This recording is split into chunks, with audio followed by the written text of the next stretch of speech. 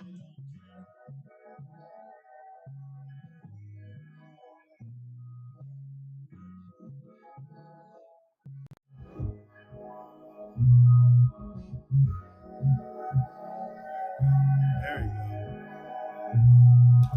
There we go. We are back live, people. Back live. Let me check. I always got to check because, you know, I always be fucking up. Tyrant Trump starts war. Started a war. For what? What we started a war for? Come on now. I thought this was America. But this is America, ain't it? This is America. Always got to have a war to stay important.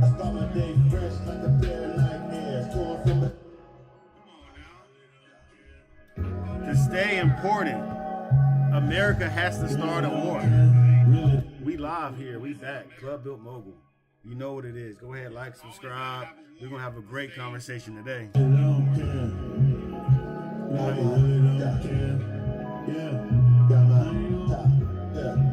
And we in the studio.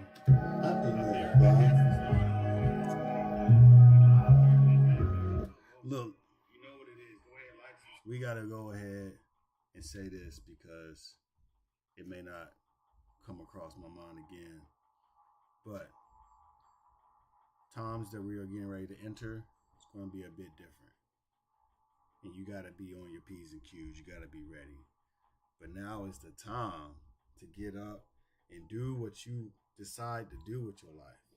No one else can tell you what to do. Yeah. You have no authority over you. You're free now because these people in charge ain't it.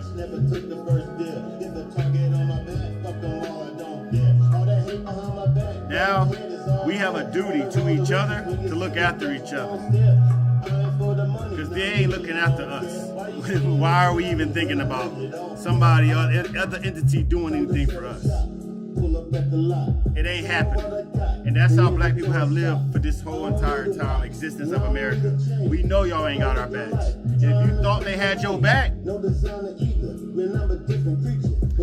that's on you.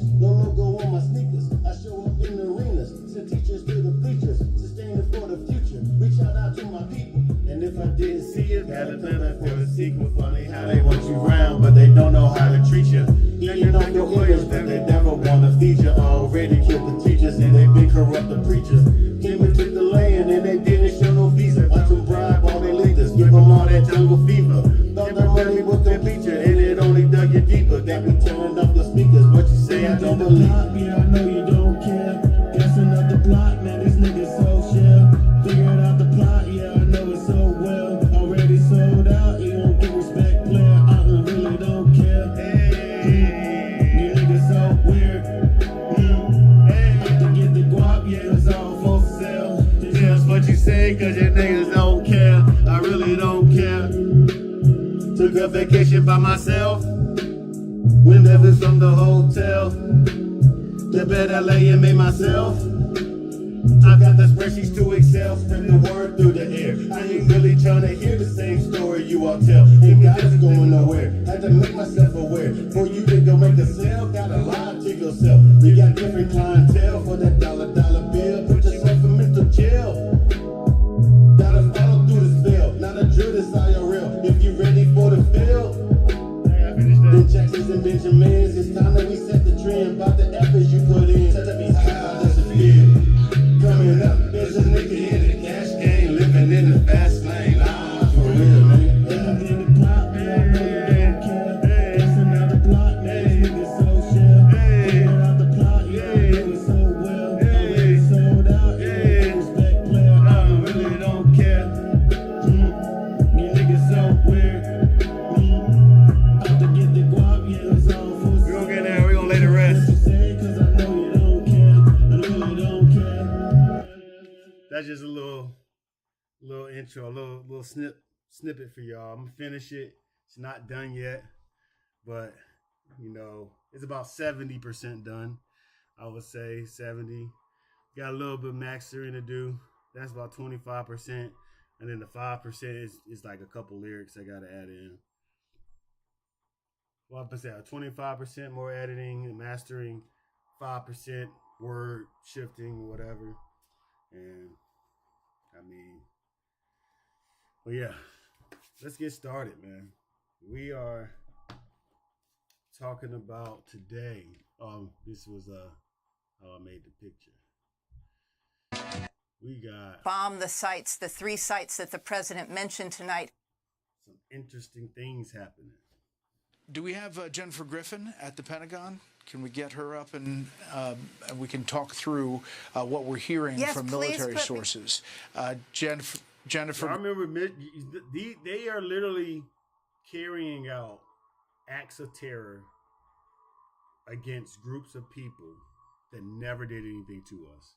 Griffin is live at the Pentagon. Let's bring Jennifer in. Jennifer, we're just getting word, obviously, with the president's announcement, what this looks like. It's set well, Brett, we knew that there was something afoot this morning when we woke and heard that there were 6 B-2 bombers that had been seen leaving Whiteman Air Force Base last night at midnight. And so those planes, we were told, were heading towards Guam. Now, Guam would have been an 18-hour flight into Iran, so it is likely that it was a different set of B-2 bombers that were used to bomb the sites, the 3... America has always been a colonizing regime, okay?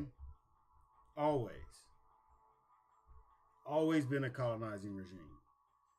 Never in the history of America has colonization not been the force to move forward and push the country forward. Manifestation, that was colonization. The Louisiana Purchase was colonization. World War I, World War II was colonization. We were putting bases in all these countries. U.S. embassies here, U.S. embassies there.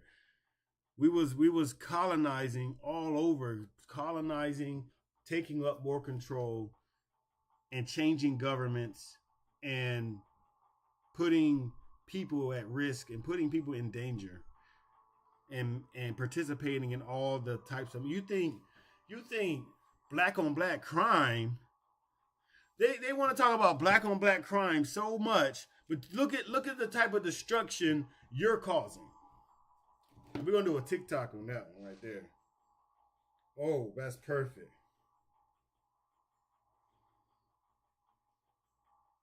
That's a perfect one. Hold on. This is how we're gonna do it.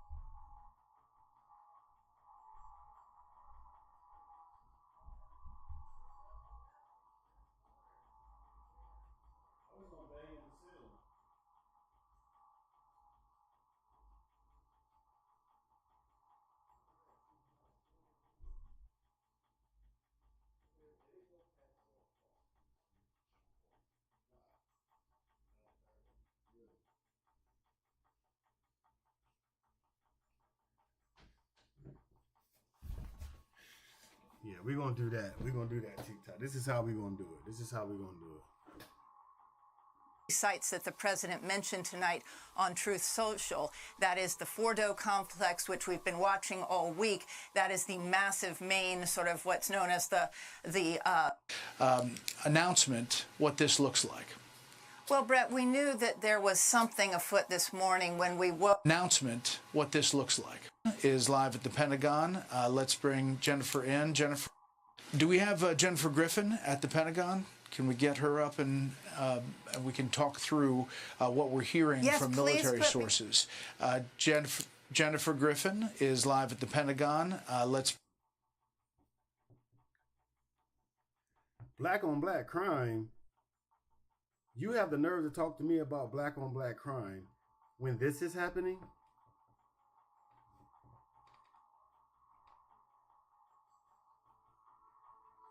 Come on.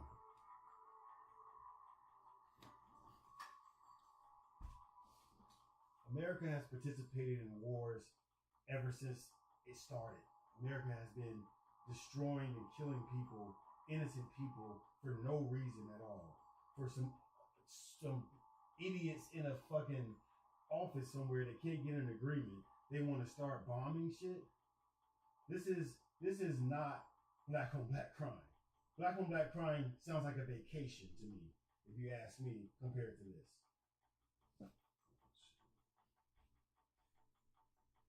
Literally millions of innocent people are dying over disagreements by a few people in an office somewhere that's not even in the same area where they're living.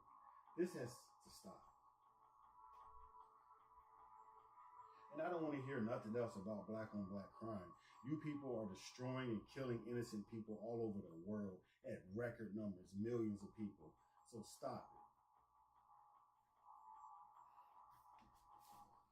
You see how they deflect, you see how they lie, and they make things up just to try to put smoke screens over what's really going on and how much destruction is really going on. Don't even miss me with that. Miss me with black on black crime. We can talk through what we're hearing from military sources. Jennifer. Black on black crime? You have the nerve to talk to me about black on black crime when this is happening?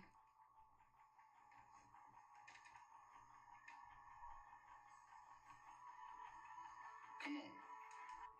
Literally millions of innocent people are dying over disagreements by a few people in an office somewhere that's not even in the same area where they're living. This has to stop. And I don't want to hear nothing else about black on black crime.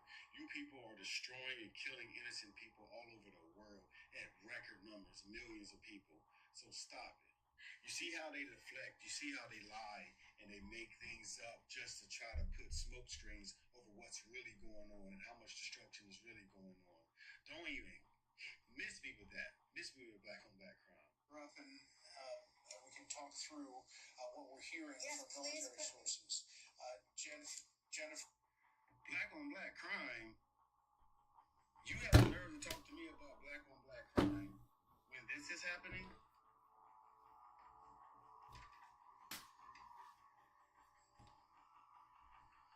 Come on.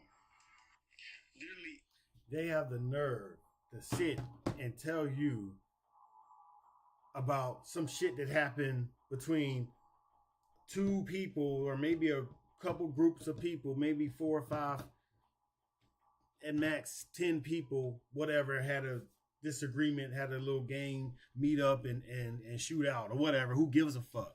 Who gives a fuck? Who gives a fuck? They're taking each other out. Yeah, let us handle that. Let us handle that. We can handle that. If they have their disagreements, we can handle that. How about y'all stop influencing what we're doing on our end to handle situations like that? Because the only reason why they're going after each other and killing each other is the covert ops set forth by the CIA, the FBI, all of that. Yeah, I know they're watching. We don't care anymore. We understand what needs to be done. And what already is happening is what needs to be done. You're showcasing yourselves right now. Government, CIA, FBI, you're showcasing yourself and how you operate. The police force, you're showing people what you're doing. And the fact that you're showing yourself and it's all in the open, we don't even have to do anything anymore. That's the crazy thing. You're literally destroying yourselves. You're destroying yourselves. You're trying to wipe everybody else off on the pathway down. It's a sad spiraling destruction that I'm seeing. And these Trump supporters, these Trump people, they just want to bring war They just want to bring destruction. This was never about making America great. This was making America hate. This was a Make America Hate Again campaign. That's what this was. This was not a Make America Great Again. I mean, that's another TikTok. We're gonna do another one. We're gonna blow up on TikTok and we're gonna blow up on YouTube at the same time. Over disagreements by a few people in an office somewhere. Let me edit this one. In the same area where they're living. This has to stop. And I don't want to hear nothing else about black on black crime. You people are destroying and killing innocent people all over the world at record numbers, millions of people. So stop it. You see how they deflect, you see how they lie, and they make things. Ralph, and we can talk through what we're hearing from Ralph and we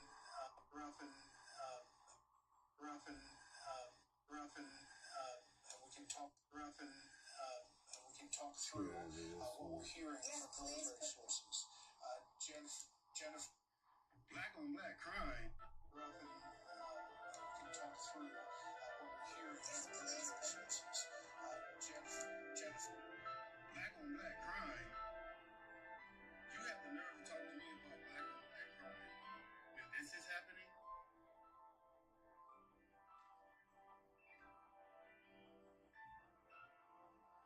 Come on. Literally millions of innocent people are dying over disagreements by a few people in an office somewhere that's not even in the same area where they're living. This has to stop. And I don't want to hear nothing else about black on black crime. You people are destroying and killing innocent people all over the world at record numbers, millions of people. So stop it. You see how they deflect, you see how they lie, and they make things up just to try to put smoke screens over what's really going on and how much destruction is really going on. Don't even miss me with that. Miss me with black on black crime. Ralph, and we can talk through what we're. This time. Black on black crime, where what about the crimes your people commit?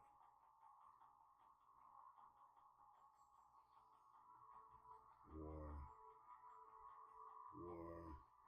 what is it good for? What is it good for? Absolutely nothing. Wow. Hey, yeah. There you go. I want the Jackie Chan version. Yeah. What is it good for?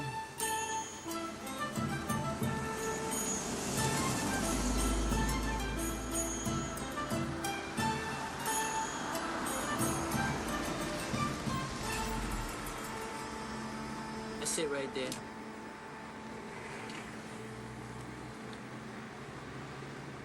What are we waiting for? We scoping the place out, man. We ain't gonna just run up in there. That's how you get shot. Falling asleep.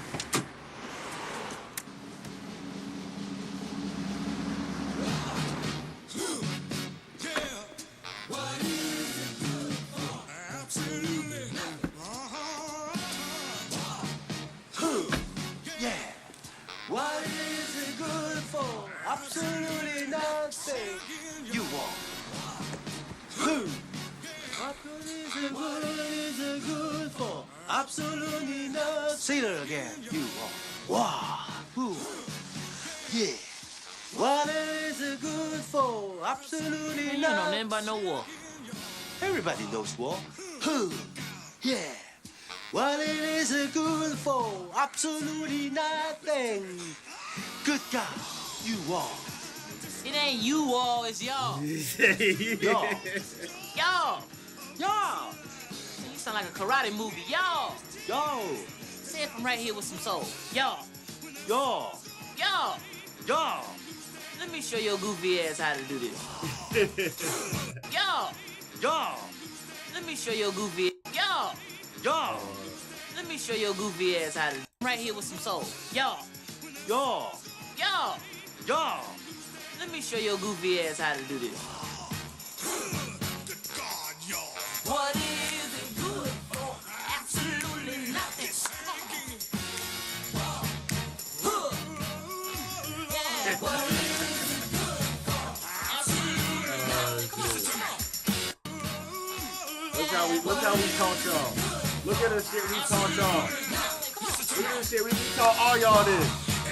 We taught all y'all how to do this.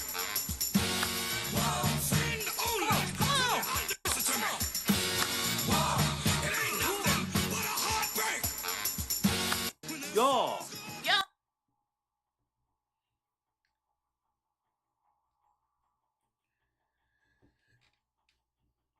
If you're not convinced right now in 2025 that you have been in a country that has sought terror all across the world, then I don't know what type of person you've been in. I don't know if you've been a patriot or whatever. I don't think you've really been a patriot. I don't think you really want to make America great. The objective was to make America hate again. That's what the objective was. Make America hate again.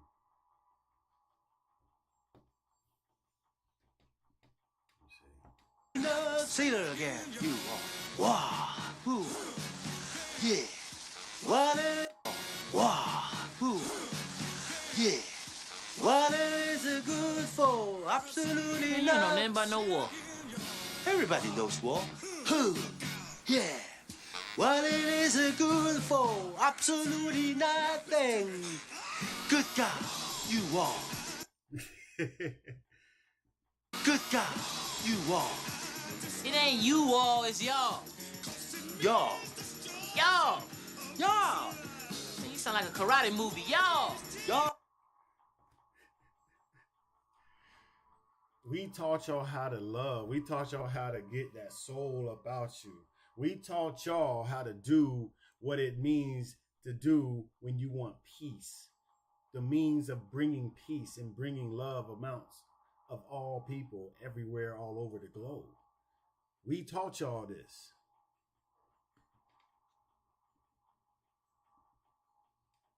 Show your goofy ass how to do this. Let me show your goofy ass how to do this. What is it good for? Absolutely nothing. Yeah, what is it good for? Absolutely nothing.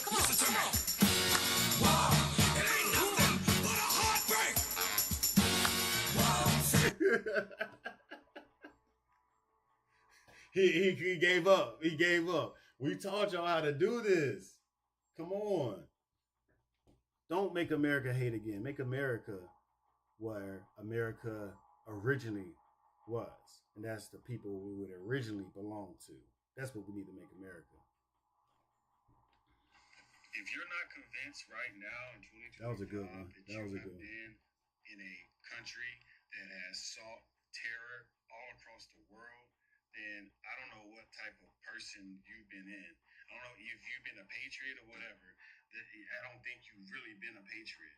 I don't think you really want to make America great. The objective was to make America hate again. That's what the objective was. Make America hate again. What is it good for? Absolutely nothing. Everybody knows war. Yeah. What is it good for? Absolutely nothing. Good God, you are. It ain't you all, it's y'all. Y'all. We taught y'all how to love. We taught y'all how to get that soul about you. We taught y'all how to do what it means to do when you want peace. The means of bringing peace and bringing love amounts of all people everywhere all over the globe.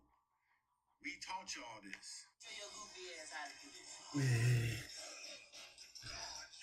What is it good for? Absolutely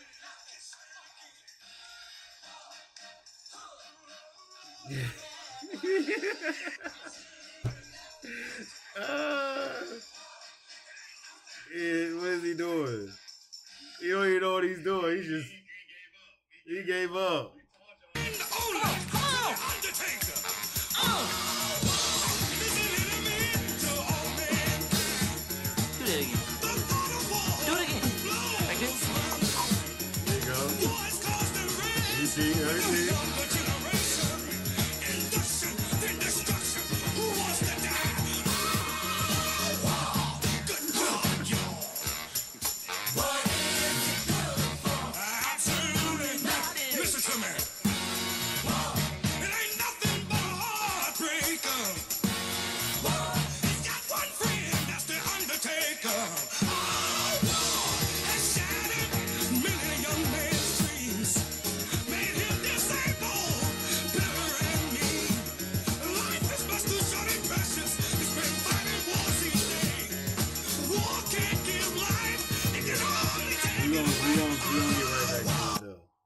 was a good scene. What is it good for? Absolutely not. That was good.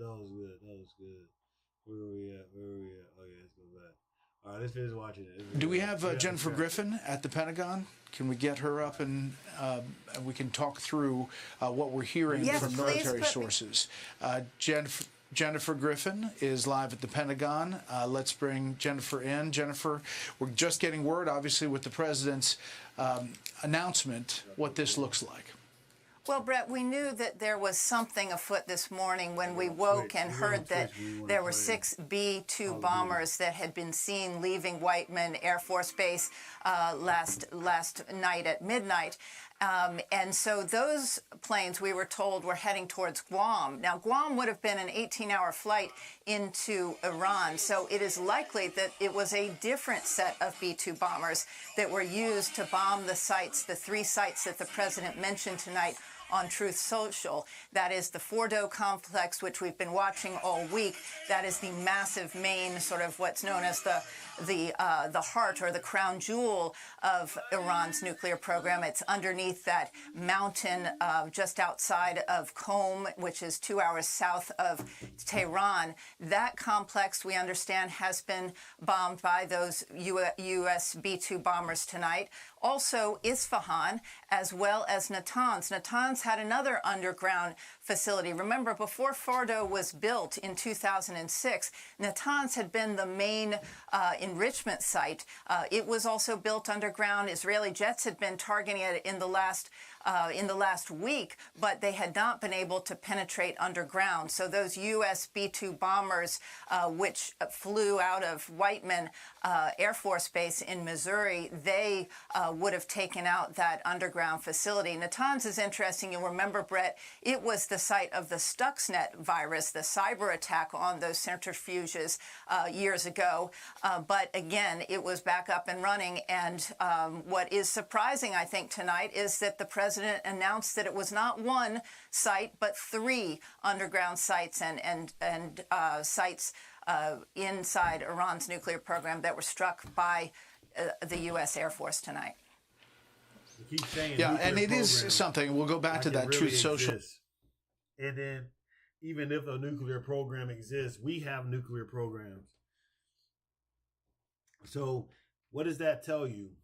If we have nukes, but we don't want other countries to have nukes, it tells you that they're afraid of something. They're afraid of something. Is their fear legit, or is it manufactured? That's the only thing you have to figure out.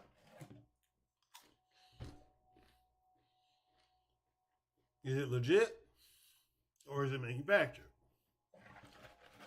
Of course, they're going to tell you. They're going to tell you it's legitimized. Of course, but we'll see through time. We won't know. We won't know on our level. We won't know until if 10 years later. But with the way information spreads now, we could know sooner. And eventually, control room, if we can put it up there just so that everybody can see it on the screen. The fact that this, first of all, this announcement comes from Truth Social. You can't play too much of that. They're going to block the channel.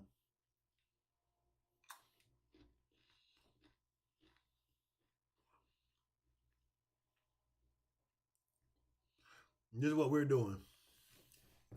This is what we're doing in the club. We pulling up at parties.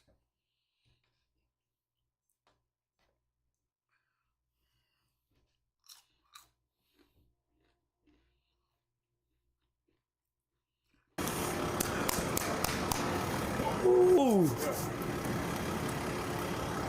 I got your credit. Okay. Yeah. Thank you. What's up, Tyler? How you doing? Tyler James, nice to meet you. This Tyler, this Cash. Cash Nasty. Hi, I'm your talent coordinator for today. Do I have to witness around my neck? Not necessarily. Okay. Do your thing, yeah. You're fine, but I'll give you I guys. can hold it for you too. Yeah. Thank you. So I'm gonna take you guys to the green room while you wait for someone to get you on the stage, okay? Okay, thank you. Now listen, They said green room? Ron might be in green room, nigga. No, actually. We have a green room, so. That'd be crazy. That's what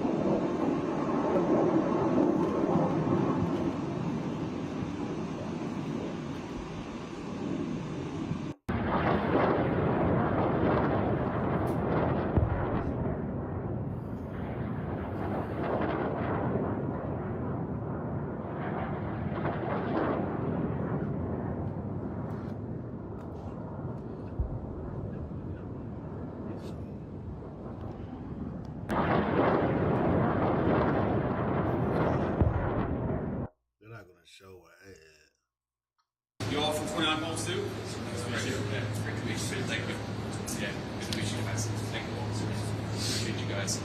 All right, enforcement officials themselves, the state officials, the local officials, but also the federal officials, what's actually going on here on the ground. I think there's some good news, and the good news is the rioting has gotten a lot better. But the bad news is, as I heard from everybody, unfortunately, the soldiers and Marines are still very much a necessary part of what's going on here because they're worried that it's going to flare back up.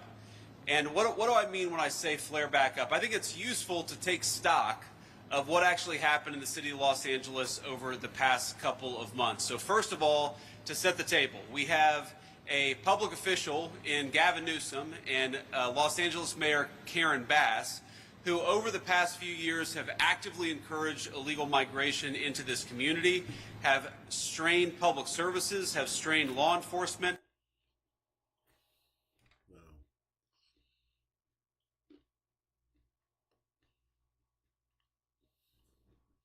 Representative Marjorie Taylor Greene has said the American people don't want to bomb Iran. Will you today assure the American people and the MAGA movement that you will not bomb Iran unless we are hit? Congressman, it's good to hear you quoting conservatives. When they're right, I quote them. I will tell you this. The president has been earnestly and completely committed to a peace process, has given Iran every opportunity, those talks ongoing, but he also fully recognizes the threat that Iran with a nuclear weapon would exist. Will you commit to us not bombing them? I mean, that's what the conservative MAGA movement is calling for it online. You'll see. I mean, they want a commitment that we not bomb Iran unless we're directly hit. Well, here in this forum, it wouldn't be prudent for me to commit or not to commit. My job is to be postured and prepared in the region, just as the chairman. How about this? Any potential capability? Would you agree with this analysis that Netanyahu is itching for a fight? If Netanyahu uses American missiles to hit Iran, he's going to drag us into a war there because Iran's going to say they're using American missiles. Our military knows that you cannot just through hits eliminate Iran's nuclear capability. They'll simply go underground and they will then end monitoring. And unlike Iraq, they're in heavily civilian sites. Will you stand up today and make it clear to Netanyahu that that escalation, what he's threatening just yesterday, is not in the American interest, that he should not be dragging America into war with Iran? You already did. Well, Congressman, that question included a lot of speculation. What I know is that Bibi Netanyahu is going to put his country first, and we're going to put our country first, and we're positioned properly in the region to ensure that we're prepared for any potential contingency. Are you concerned about his escalation into Iran, and will you assure the American people you're going to do everything possible to keep us out of a war in Iran? We remain as an unjust war of aggression. The world, every state, every UN mechanism and body has to be alarmed and has to act now to stop the aggressor, to end impunity and to hold the criminals accountable for their unending atrocities and crimes in our region. This is a call from someone who has allocated his whole life to dialogue and diplomacy, but who also is a veteran of an imposed war by Saddam regime and knows how to defend his beloved motherland. A peace-loving nation inheriting one of the most ancient civilizations that has made significant contribution to human civilization, culture, and ethics. Now, this nation of nearly 100 million population is subject to an outrageous act of aggression by a regime that has been committing a horrible genocide in Palestine for the past 2 years, and that is occupying the lands of neighboring countries. Ladies and gentlemen, I stand before this august body to remind you of the legal and ethical responsibility each and every state, member, and observer of the Human Rights Council has to stand up against this grave injustice. Israel has launched an unprovoked aggression on Iran in a stark violation of Article 2, Paragraph 4 of the Charter, and in bold defiance of all the principles and rules that this Council stands for. This is an unjust war imposed on my people since early hours of Friday, 13 June, when Israel perpetrated a mix of unlawful and criminal operations against off-duty military personnel, university professors, and ordinary people. Hundreds of my fellow Iranians have been killed and injured following Israel's surprise armed attacks and terrorist operations on residential areas, public infrastructures, hospitals, health centers, and of course, the Foreign Ministry. Our peaceful nuclear facilities have also been targeted, despite their being under full monitoring of IAEA, and despite the fact that attacking such facilities are absolutely banned under international law. Israeli attacks on nuclear facilities are grave war crimes, given also the danger of environmental and health catastrophe as the result of radiological leakage. Mr. President, Iran, a founding member of the United Nations system, rightfully expects each and every one of you to stand for justice, rule of law, and basic tenets of humanity and ethics. Iran is under a merciless act of aggression. This is crystal clear fact, must not be allowed to be twisted upside down by Israel and its backers. Israel's aggression on Iran cannot and must not be justified by any legal or moral standards. Any justification for this unjust and criminal war would be tantamount to complicity. Iran is defending itself against the barbaric aggression, asked and determined to defend our territorial integrity, national sovereignty, and security with all force. This is our inherent right, as also clearly recognized under Article 51 of Charter. Dear colleagues, the peace and rule of law are at serious stake as a result of Israel's unlawful invasion of Iran. Israel is committing war crimes and crimes against humanity. International humanitarian law, already badly undermined as a consequence of Israel's relentless atrocities in occupied Palestine and elsewhere, is now under another extremely serious danger as Israel is committing grave violations of 1949 Geneva Conventions. Mr. President, Switzerland is the custodian of Geneva Conventions and protocols on IHL and has an important responsibility in this regard. Indeed, every state party to 1949 Convention shall shoulder their responsibility under these conventions. In particular, common articles 1 and 3 of these conventions. Dear colleagues, we were attacked in the midst of an ongoing diplomatic process. We were supposed to meet with Americans on 15 June to craft a very promising agreement for peaceful... If you look right here, the split between Egypt and Saudi Arabia, That's man-made. Okay? That split was never that big. That was increased. You see how the lands closely go together? That's why the story is in the Bible. The story is in the Bible. Read your Bible. But that's how we know what happened over here. All of this was connected. This is literally where man began. And they don't want us to know that. They don't want us to know really what's going on over here. So that's why this is happening. Look how close Israel is to Iran. Notice Israel won't attack none of these countries because it's so much. Israel's really just a small city. Israel's not even that big. Israel's literally the size of New York. Not even that. Israel, what's Israel the size? Israel's not even the size. Look how big Iraq is compared to Israel. Look how big Syria is compared to Israel. Turkey. Israel starting wars with Iraq. Iran, actually. Not Iran. Where's Iran?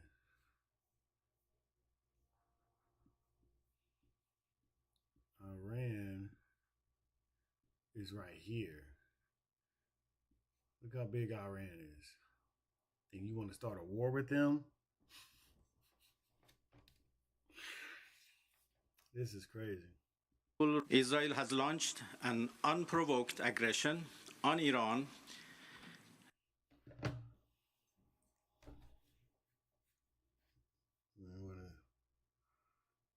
Which one of them is going to do something and blow something up? What Tom Homan said, Pat, about doing something horrible that's going to be worse than 9/11.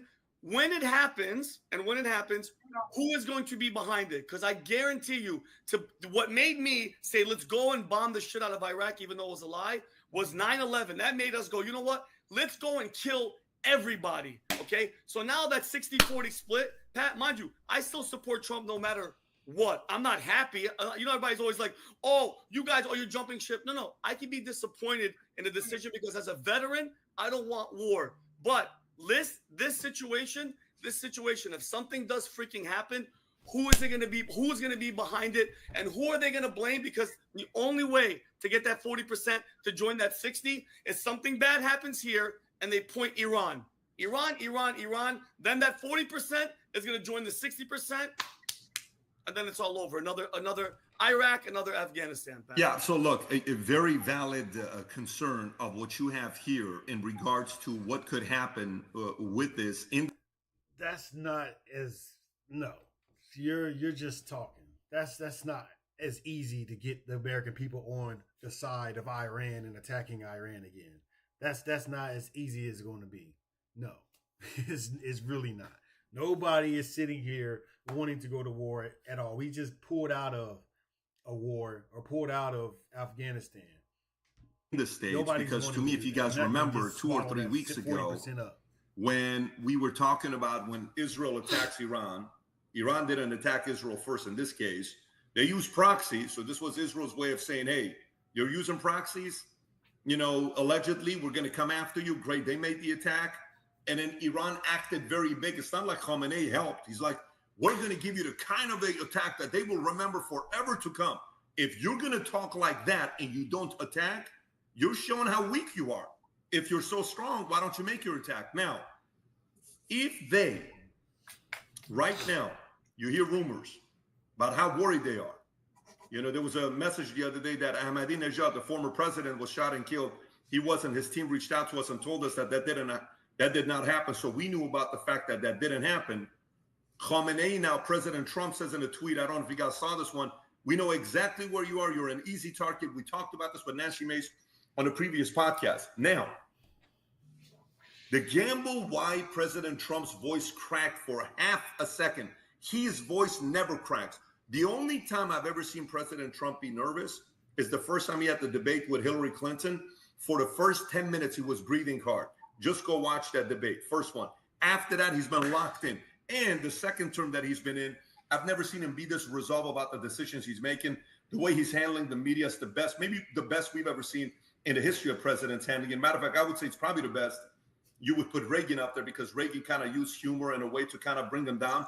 But as active as Trump is, so what makes me kind of process this one here is the fact that as we're going through this next phase, the gamble is Iran now going to retaliate? Will they? What happens if they do? Do you think this is President Trump's way of saying, if you do retaliate,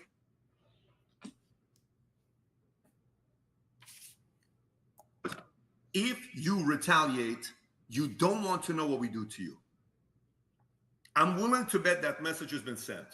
And by the way, tweet came out from the president. I don't know if you guys saw this or not from the president. It was from a news site. If you guys haven't seen this, that said, Rob, you can find this here, that our administration. So you're essentially saying it's okay to just bully people and bully other countries for no reason. You see how demented these people are? Look at them. They all look miserable. Administration has look at them. They look miserable. Why would you say something? The only thing we don't want you to have is a nuke. You're not even. But that he's probably right at what Trump is saying to them. And that's what he's okay. He's okay with that because they all support Trump. Nuclear weapon, we're not wanting a regime change. That was just released 45 minutes ago. Okay? Rob, you can pull this up, that breaking news that, U.S.'s team is telling Iran, we don't want a regime change. We only want what? For you to not have nuclear weapons. Now, if I'm Iran, do I believe the president? I don't believe. I don't believe him. So now here's the next problem. Who is the candidate? Right. Who is going to come? Who is going to replace? And we'll get to that here in a minute.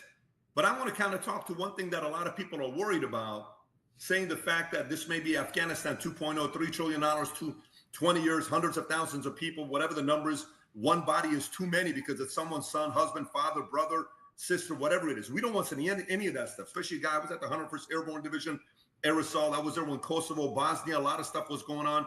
We did not want to have those stories. The calls were the worst calls when I had to watch a couple of the guys that are going and telling stories to the parents. No one wants that. Trust me, it was very disturbing when I had a friend whose job was to go do a lot of this stuff.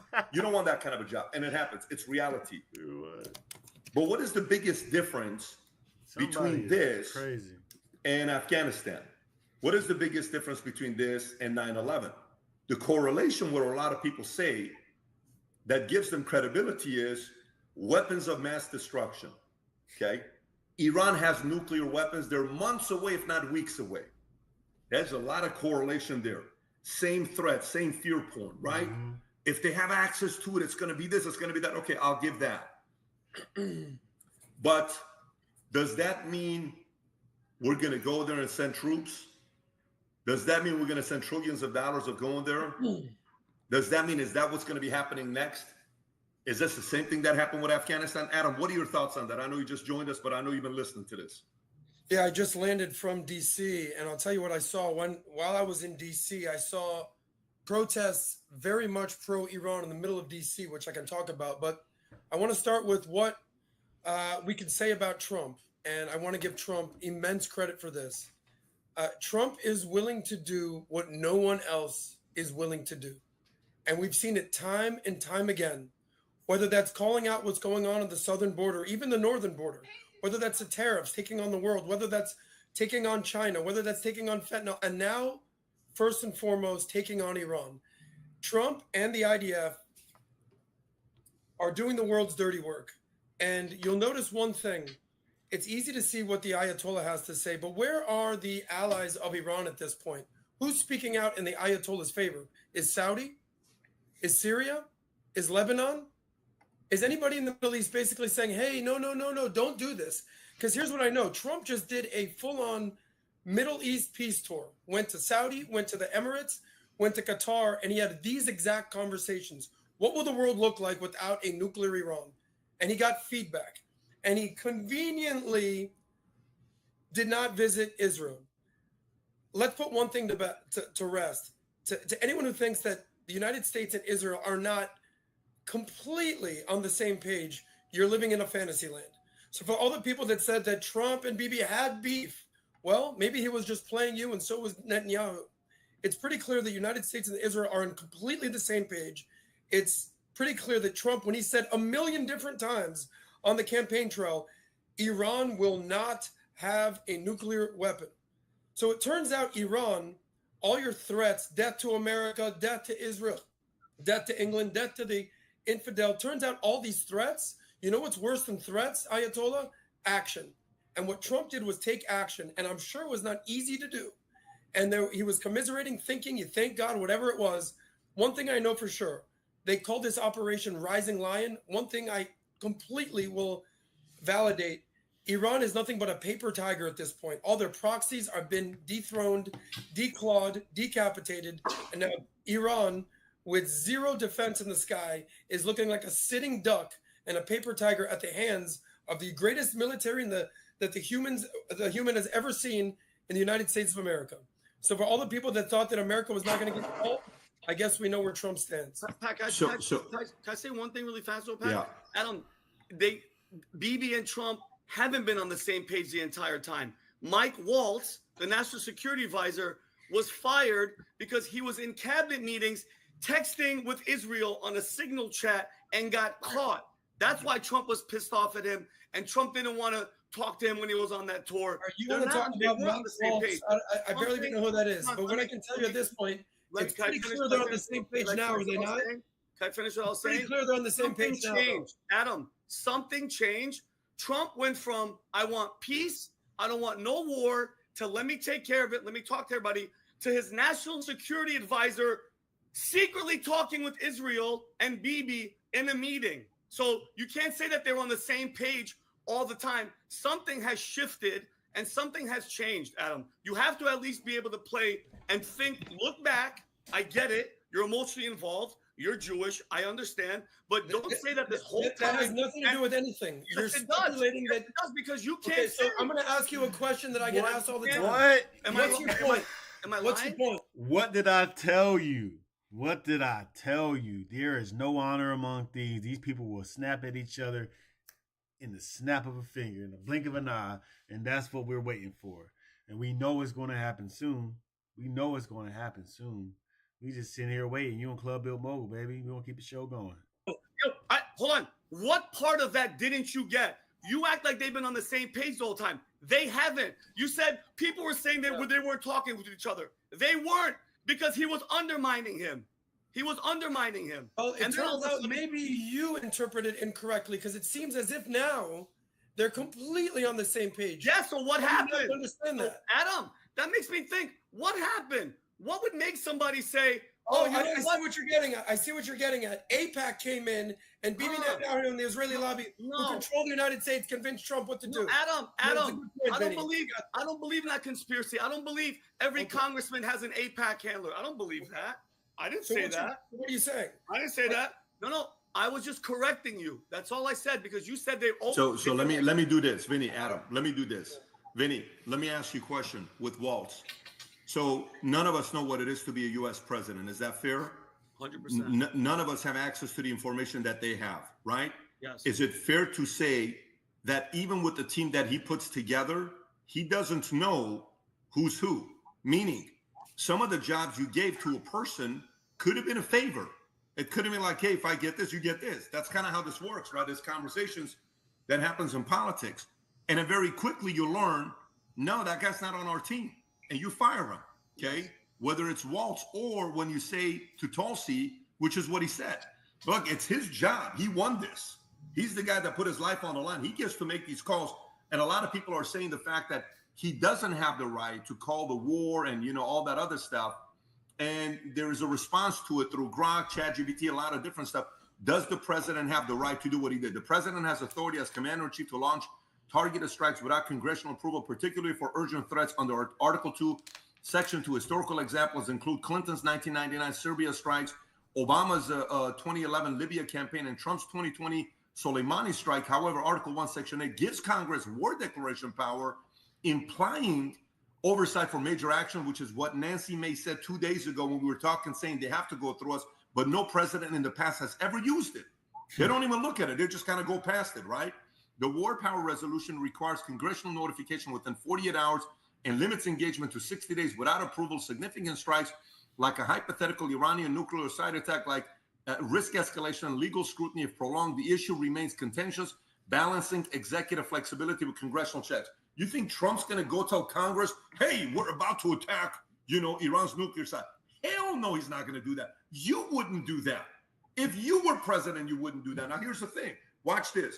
So to me, the one thing that, Adam, I don't know if I'm with you on the fact that they're 100% on the same age. I didn't say 100%. I said they're on the same page.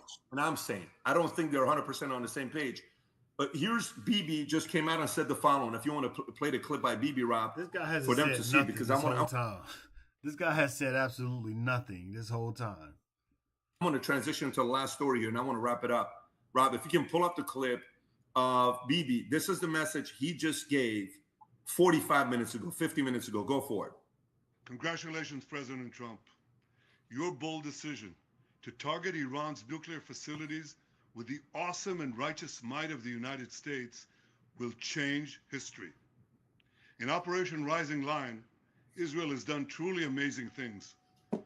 But in tonight's action against Iran's nuclear facilities, America has been truly unsurpassed.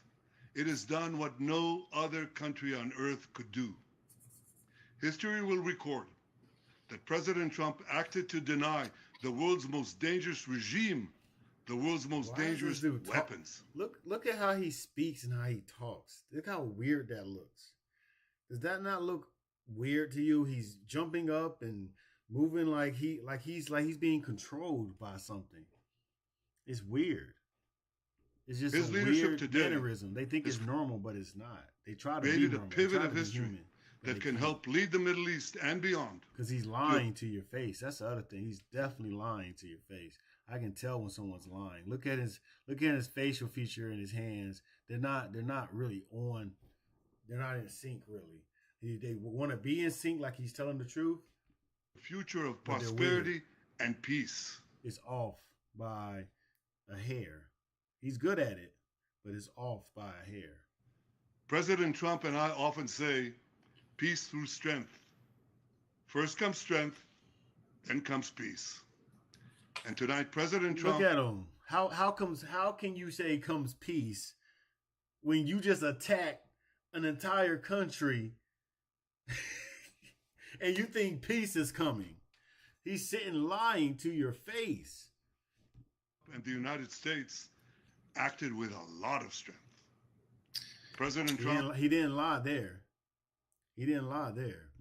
So you can pause it right there. That's how he feels. He really feels that this was strength and this was servitude. This was what we supposed to do. This is how he didn't lie there. I get the point of the message. Let me tell you guys, if I'm opposition to Trump, you know what I say in a situation like this? Say I'm not a Trump guy. It's such an easy opening to say Netanyahu played the president and got him to do the job that U.S. was never going to have boots on the ground, et cetera, et cetera. Netanyahu tricked America to finish the job that he started but knew he couldn't finish. And then in this setting, he's saying to the world, oh my God, let me edify the president. The president did this. I didn't do this. He did this. The U.S. showed all this strength and all that other stuff. By the way, those guys who say that, they can make that argument. And then the audience can go decipher and, process and say, I don't agree, I agree. All of a sudden, they can do whatever they want to do. That's totally fine. The other part could also be the fact that, U.S., if this thing ends up being good, if to the people that believe Iran is the main reason for the chaos in the Middle East, because only two nations have ever said death upon America, North Korea in 1954 and Iran, when they said death upon America, do you really want Iran to continue having the power. Now let's talk about Iran. What happens to Iran next? What is the next move for Iran? What happens from here on? Because everybody was like, well, you know, this is a great opportunity for Reza Pahlavi. I've had him on the podcast twice. I'm actually a fan of his. I think he's a very nice guy. I think he wants to make his mother proud. I think he wants to make his father, who was in exile 45, 46 years ago, I think he feels he wants to make him proud. He just passed the age of his father that he passed. I asked him the question, does it make you feel weird that you are officially older than your dad was when he died? He says, I'm not going to lie to you. When this happened a couple of years ago, I was. But he had an opportunity to give a definite answer. If this were to happen, I want the entire audience watching this. Tell me how definite this answer is. When he was asked yesterday, if this were to happen, are you ready to go back? Rob, if you got this clip, I send it to you. Please play this clip, because I have a message for Reza Pahlavi and his people. And trust me, they're not going to be happy with what I have to say, and I'm going to get a lot of weird messages from people. But the only way I know how to go is we don't take money from anyone. We don't have Qatar money. We don't have Israel money. We don't have private equity money. The only thing I sold is my insurance company. Everything we do by Timon and Bedivic Consulting and any of that stuff, I've not taken a single penny off the table since the day we started Timon in 2013. I don't take money off the table. Everything has been reinvested back into it, 100% of it. The reason why we can talk like this, because nobody tells us what to say. We talk. And by the way, you know what I love about what happened? I'm on 2 threads last week on X. One thread is saying, I can't believe Pat turned his back against Israel. On another thread, they said, Pat is bought and owned by, what do you call it? What do they call it? What's the word when they say Zionist, AIPAC, all this other stuff, right? And then we have a show called Her Take. And Anna Kasparian, who is not pro-Israel at the highest level, can come and represent one of our shows for the 7th time now, go up against Adam, and we are comfortable with that conversation. We are comfortable with that conversation. If you don't respect that, it's not my problem. We're comfortable with that conversation. Rob, I don't know what you're putting up here right now because I'm not going here, so I don't know what you just put up, Rob. Can you tell me what this was put up for? My apologies, sir. I'm loading something up. Okay. Yeah, so we are very comfortable with us entertaining these types of conversations. I'm very comfortable with Adam and Benny going back and forth and having these types of discussions. But watch this clip here. Here's Reza Pahlavi, who is, I believe it's CNN or Fox. I don't know which one it is, Rob. He's being asked, if this were to happen, it's Fox. Are you ready to go back to Iran? And listen to his answer. Go for it. You have said that you don't seek power, but you are ready to fulfill a duty if called upon. If the people supported or asked you to return as Shah for a period of time during transition, would you be open to that option? I don't think I need a title to perform as a transitional leader. I go, think go back again, Rob. Are looking for me go to back 10 seconds, please. All he has to say is yes or no. Go ahead. Open to that option. I don't think I need a title to perform as a transitional leader. I think the reason people are looking for me to play that role is because of their confidence in me, their trust in me. And I think to a great extent, the track record that I've demonstrated in the past 44 years since I've begun. And that trust in me allows me to play that national leader role, if you will, and be able to be the element that assembles people together on a common agenda. What does that knowing mean? that we might differ in opinion, but you are committed to the What does that mean? That's all I want to know. What does that mean? From Tom, if you just heard that, I got a bunch of things to cover here as well. If you just heard that, how do you process what he just said? Brandon, the two of you. What do you think he just said? Scared, deflecting. I don't know why. It's like against every impulse that I would think somebody would have is to avenge their father, to save their country that's being held captive. So I don't get it. Because I know Tom. I would have led with my heart, Pat. I would have if I was JFK Jr. still alive, and you asked me that question, I'm going to be leading with my heart. You undermined my dad. You did this. I would have called out the enemies and saying, we have been waiting for this moment. The people have been waiting over it. Yes, I'm coming back. I would have led with my heart and my passion and the legacy that's in my blood. I couldn't not do it that way. Mm-hmm. Vinny. Pat, there's a quote, and I want to read this, Pat, real quick. A great man doesn't seek to lead. He is called to it, and he answers, okay? He's been called for how many 40-some years, and he's not answering. I'm sorry to be that guy. He said, I've been doing this for 40-some years. I don't see nothing, and nothing has happened. These people are begging. They are literally dying for a freaking leader, and you can't sit on the sideline in this game. And I'm sorry.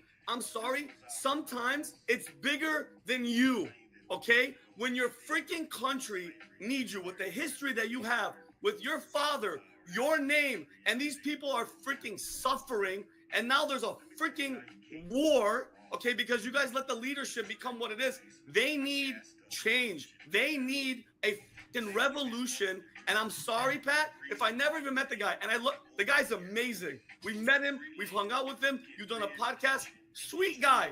Awesome guy. That's not the guy. I'm sorry. Iran needs somebody to stand the hell up, Pat. Rally the freaking people. Rally the troops. Get the freaking regime change and make the difference. That guy's not it. He's saying he's going to play the political rounding up. What are you going to do? Sit there and say, okay, you lead this, you lead this. No. It's like being a noble ambassador. The situation doesn't need a noble ambassador. It needs definitive leadership. Damn right, Tom. So, you know, the challenge here, Adam, you want to say something? Go for it. Yeah, I actually agree with Vinny for once wholeheartedly. He is not the guy. You know how you see sometimes you see in the NBA when a guy hits a big shot and they yell, I'm him, I'm that dude. He ain't that dude. Yeah. He's just not. Yep. He's not born for this. He's not ready for this. This leads me to, I think, maybe what Rob was trying to show. In D.C., there was a massive, on the Capitol lawn, basically silent protest on behalf of Iran. And the common theme was free Iran. And all they had was almost makeshift graves of all the people that have died at the hands of not only the Ayatollah, but apparently the Shah. The guy said it was 90% people that died at the hands of the Ayatollah. Wow. What I asked him was, this is in the middle of Washington, D.C. I was going to send you this. I saw this today, PBD. There's actually there's more videos, Rob. But what I did was I speak to the gentleman who was running the whole thing. He was part of the Mujahideen movement in Iran. I guess they're the number one sort of dissenters against, that's the same video, Rob. They're the number one dissenters against the Ayatollah. And I asked him point blank, I said, what are you looking for? He goes, we want to free Iran. I said, would you be happy with United States or Israel facilitating a regime change? He said, I want to do it ourselves. We want to do it ourselves. I said, with all due respect, it's sort of too late for that because the foreign people have already gotten in. And I asked him, what percentage of Iranians do you think, in your opinion, this is a pretty connected guy, do you think want the Ayatollah in power? What was the number? He told me 2 to 3%. I said, let me ask you a few more questions. What percentage of the Iranian people do you think want the Shah to return? He said less than 10%, call it 7%. I said, so what percentage of the people just want pure democracy, just the ability to be free and vote? He said 90%. So add that math up. Much respect to Reza Pahlavi. He ain't the dude. The people don't want him. That's so messy. That's what kept us in Iraq for 20 years, though. It's like trying to play, the Guardian and put the regime in place for them. And the Mujahideen was what turned into Al Qaeda. So that could be a serious situation if you just get some random group to be the next. No, those were the former terrorists, though. So we have to know where it got started. But let me say this, guys, with a couple things as we're going through. So questions right now, when you talk to a lot of Iranians and you say, who were the candidates? Well, Reza Pahlavi, if they want to go back to monarchy, okay, great. Is he the guy? I don't know if he's the guy. He can't give an answer. It's unfair to talk to Iranian people like this. Let me explain to you. If I'm in Iran right now, and I'm in the thick of things. So imagine you're in Iran. You live in Esfahan. You got hit. Imagine you're in Fordo. You got hit. Imagine you have cousins that are working there. Imagine you have sisters, daughters, family that's living there. Imagine all these people that are living there. And all of a sudden, you're like, oh, it's going to be Reza Pahlavi. Oh, it's not really me because I'm just going to be a leader. Answer it. Let's go. Yes, no, maybe. Get out the way. There was a lady that won the Nobel Prize. Her name is Nargis. She won the Nobel Prize. That's a name that some people are putting up there, Nargis Mohammadi. That's the name that some people are talking about. There's another one that was Hossein Mousavi. Hossein Mousavi ran as a reformist back in 2008 against Ahmadinejad. There's another one that they have, Tajzadeh, who has the highest chance. Some people think he's got the highest chance of this becoming a reality. But here's the craziest thing. If you ask the average Iranian right now, what are the most important things they want? What are the most important things they want? Iranians, what do they want? Okay? What are the most important things Iranians want? Number one above everything is not to have a spiritual leader like Ruhollah Khamenei or running Iran and they're making the decisions because they need a spiritual leader. No, that's not what they're looking for. The number one thing, they don't care if the person that replaces whoever they have right now is Jewish. They don't care if it's Christian. They don't care if it's Muslim, Sunni. They don't care. They don't want religion to be the reason why a person is getting elected. They want somebody that can come in and simply address the economy. Open up the damn economy. I'm going to give you guys a stat here that you're going to be blown away by. Matter of fact, I'm going to ask Brandon and Adam, because I think I've already had this conversation with Tom and Vinny. Rob, can you put the video, a picture of Brandon and Adam on? Because I want to ask them to see what they're going to say about this year. Brandon, question for you. Adam, please don't give a 2-minute answer, Adam. Just give a 5-second answer. If I was to ask you right now, what is the top line revenue of Iran? So US's GDP is roughly 28 to 30 trillion dollars. Okay, folks, if you're watching this year, this number should shock you. Iranians, if you're watching this, and I know many of you are, we've already had, if I go on the back end and see how many people have been live with us the last 48 minutes, the number as of right now is how many people have been live with us? 488,500 have been live with us the last 48 minutes. This is probably the largest live stream worldwide right now as we're speaking. Okay, period. The number one live stream worldwide as people are watching this. Nearly 500,000 people have watched it in the first 48 minutes, 49 minutes that's about to be. Here's a question for you. Hope you didn't Google it, Brandon. Hope I did you didn't not search it. I did not. What do you think if US's GDP, top line revenue, is between 28 to 30 trillion dollars? What do you think is the top line revenue of Iran? 400 billion. Adam, what would you say? Somewhere between I say a trillion, 2 trillion. 300 and 600 billion, somewhere in that range. It's $400 billion. Oh, wow. I swear to God, I didn't look it up. Okay, Brandon. Check this out. Okay, buddy. Nerd. By the way, check this out. You ready for this? You ready for this? Rob, can you do me a favor, Rob? Can you pull up what is Walmart's top line revenue? Oh, man. Can you pull up what is Walmart's top line revenue? Pull up what is Walmart's top line revenue. Don't tell me. Just type in, what is Walmart's top line revenue? Look what it tells you. Watch this, folks. Iran, 92 million people. What is their top line revenue? Not the stock price. Market cap. Their top line revenue is $681 billion. Oh my God. Walmart is bigger than Iran. How the hell is that possible? Wow. Walmart has 2.5 million employees. Iran has 92 million people. Smart people. Iranians know math. They're engineers. They're brilliant. They've built some of the most incredible things that we use today. Their empire, you go to the museum in Isfahan, they say this place has been here for 2,000 years. They don't say 100 years, 200 years, 300 years, 2,000 years, 2,500 years. They've been some of the most incredible human beings worldwide. With the stuff that you're worried about money. See, this is the issue with these Trump supporters, bruh. They think the amount of money you're worth amounts to your value of existence. Your value of existence is now more valuable because your economy's bigger. Huh? Let these people live their lives. You don't know what they want as far as leadership. They don't want to give out their spirituality and their religion just to get more riches and more money. They don't care about that kind of stuff. If they did, they would have did it 2,000 years ago. These people are crazy. They're built. They're naturally, organically given. Go to an Iranian's house. Look how they treat you.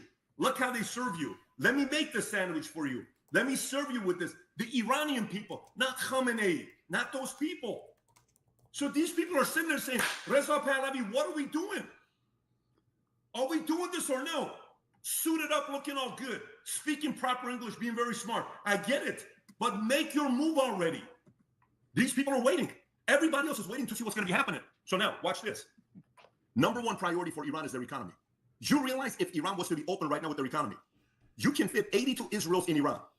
You can fit seven UKs in Iran. That's how big Iran is. Look at Iran's location, how perfect it is. Europe this side, China this side, Russia this side. What a perfect location to be in for business. Everyone has to flow through you. Do you remember many, many years ago when Churchill, FDR, and Stalin all had to have a business meeting? Do you know where Churchill, Stalin, and FDR met? Rob, can you type in FDR, Churchill, Stalin, meeting Iran? Can you just type that, please, in Google and pull this picture up? They had all these other places in the world to meet.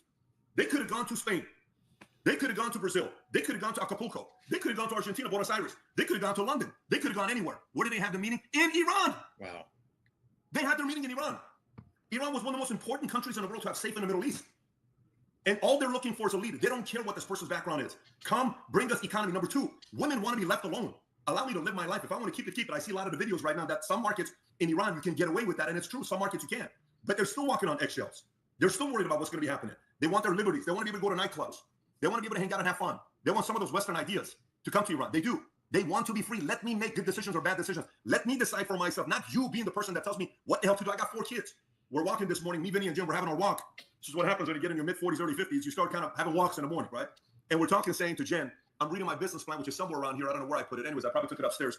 And one of the things on my business plan says, enjoy every minute with your oldest son. You only have 5 more years before he leaves you. Like this, 5 more years before he leaves you. I love hanging out with that guy. I love talking to him. There is nothing like it to be able to have those conversations with your kids, with your family. These Iranian people, that's what they want. They want to be free. My kids are going to make some decisions I don't support. Who are you? White? He's white. I can't. You know what the meeting was with this man? I went there. He says to me, hey, good to see you. This is a very important person in my life. I said, do you know why I'm here? He says, yeah, I just wanted to come say hi. I said, no, that's not why I'm here. Why are you here? You need to run for governor. And you should have seen the look on his face. White. He's white. Skin is white. Looking at me. I cannot believe you just said that. No, you need to run for a governor. What are you talking about? You need to run for governor. Why do you think me? Why not you? You have influence, you have values, you have principles. Your state is relying on you. Do you not love the state? Yes, do something about it. And then I take him to Cancun on a trip 2 months later.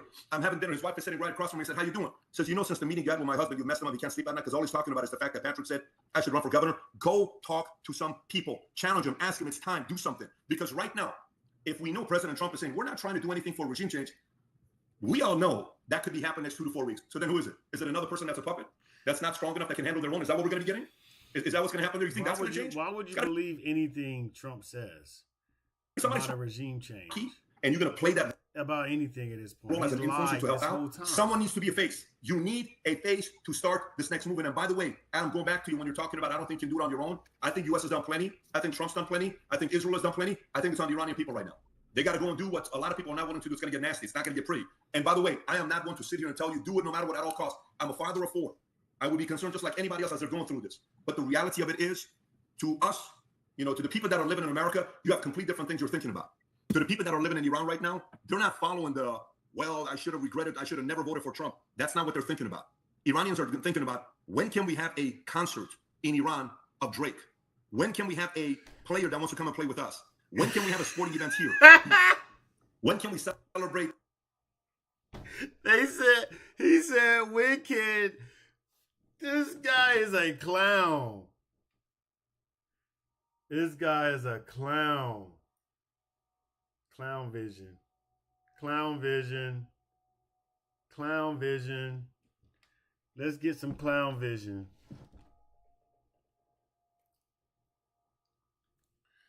Hold on, I gotta turn on the clown vision overlay for this one. Let's rewind that. This guy. Right now, they're not following I should have regretted, I should have never voted for Trump. That's not what they're thinking about. Iranians are thinking about, when can we have a concert in Iran of Drake? When can we have a player that wants to come and play with us? When can we have a sporting event here? When can we celebrate our New Year's?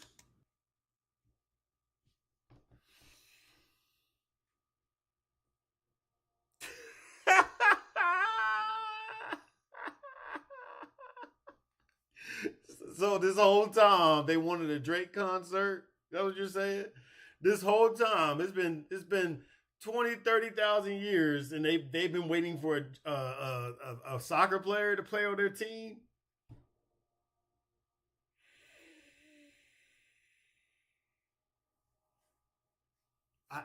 These people really do not know. Oh my gosh, that was so cringe. I can't believe he said these people really do not understand that not everybody thinks like you. Not everybody is worried about the same things you're worried about. And you can't say that you've been to Iran and asked people were they thinking about that, and they out their mouth came, "Oh yeah, we want a Drake concert." No. With festivities, when can we open up Facebook, YouTube, Google, X in Iran?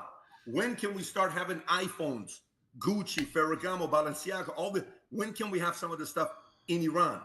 When can we open up these businesses that are coming and building their headquarters here in Iran to create jobs for us? When? This is time for us to bring peace back to the Middle East. When can we get colonized? But it's going to take the right leader to want to do it. He's basically saying, player that wants to come and play with us. When can we have a sporting event here? When can we celebrate our New Year's with festivities? When can we open up Facebook, YouTube, Google, X in Iran? When can we start having iPhones, Gucci, Ferragamo, Balenciaga, when can we have some of this stuff in Iran?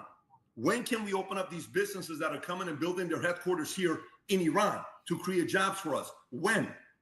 This is time for us to bring peace back to the Middle East, but it's good.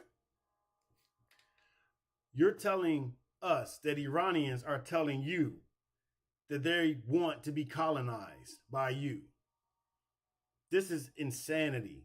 You're basically saying, oh, they want us to colonize them. They want us to send our businesses over there. They want us to set our headquarters up there so we can make them work for our companies for shit wages and not pay them nothing. That's what they want. You got to get these people out of these talk shows. You shouldn't be able to speak after all. You sound insane.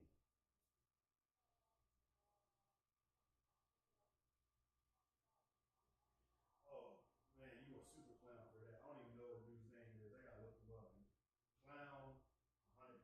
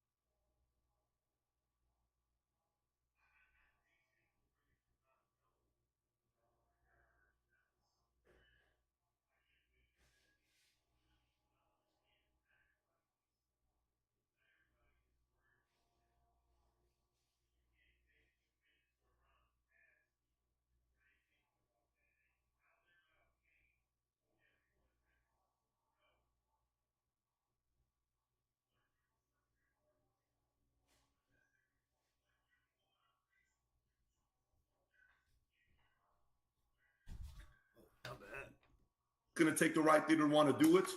And God willing, the Iranian people, very smart people, some of the smartest people you'll ever meet. Hopefully they'll be able to find somebody that's got some of the smartest people you ever meet that want a Drake concert and want to work for Samsung and Apple. Shut up.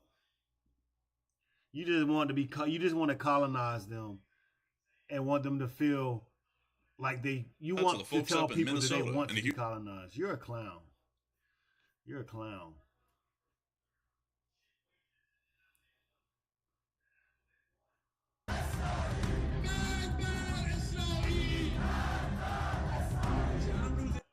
before we get to Let me see this. Just give us immigration reform and don't treat us like dirt. It's not that hard. We're not asking for much. If anything, this is going to help the economy. And we're not asking for you to kiss the ground that we walk on.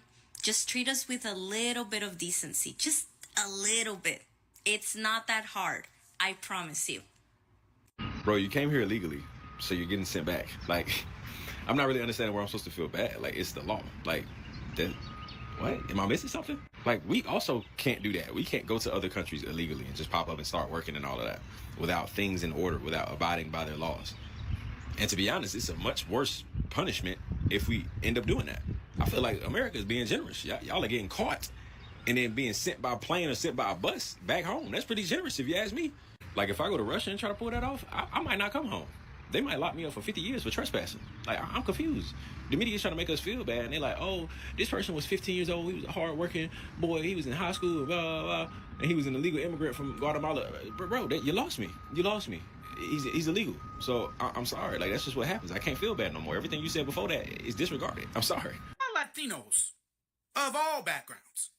Do y'all not realize black people are not the only people in this country? You got your Chinese Americans, your Japanese Americans, your Korean Americans, your Indian Americans, your Muslim Americans, your white Americans, and your own people. So why in Davy Jones' locker are y'all so pressed and mad at us because we not out protesting? Folks, we did the most effective protesting last November, and the data proves it. We protested when it mattered the most. We were not out here with whole productions talking about some we will vote for Donald Trump. Y'all was out here with that foolishness, knowing full well, that y'all had a few abuelas, a few tios, tias, mijo, and mijas in your house undocumented. But y'all got y'all behinds on stage talking about some we will vote for Donald Trump. And you think we supposed to be out here protesting, picket fence in hand, clowning like some monkeys in a zoo? No, sirree bop. We did what we were supposed to do. And y'all put y'all's own community in the position that it's in now. And y'all need to live with it. Okay, this question is for anybody who is Mexican American, Chicano, Hispanic, Latino, whatever, however you identify, it's all the same to me. Doesn't matter. So if you're within that community or if you're just watching, let me know what you think down in the comments below. Okay, I'm about to ask you a question. You let me know your honest, truthful opinion. Okay, my question is very straightforward. Don't make it complicated. Don't go over the top. Answer is yes or no. If you want to explain after yes or no, that's fine. But first answer with yes or no.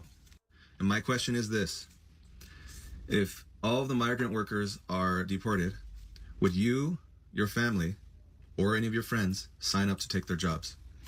For example, such jobs as becoming farm workers, day laborers, collecting fruits, vegetables, doing all that, assembly line and production, janitorial positions, cleaning, becoming housekeepers, maids, and other services like gardening or even becoming a handyman, or any other stereotypical migrant worker job. Now let me know down in the comments if you would or if you wouldn't. I think it's going to be a pretty interesting conversation. So that's a very important question. Now that all the immigrants are gone, now that they are leaving, who exactly is going to take up those jobs? Who were they leaving those jobs for? Who actually do they have in mind was going to take up those jobs? Those Mexicans, those Latinos, who actually voted for this, voted for mass deportation, who exactly do they think will take up those farm jobs, those other jobs that their people does, okay, mostly the construction job, the water that you have, right, that a lot of these immigrant workers does.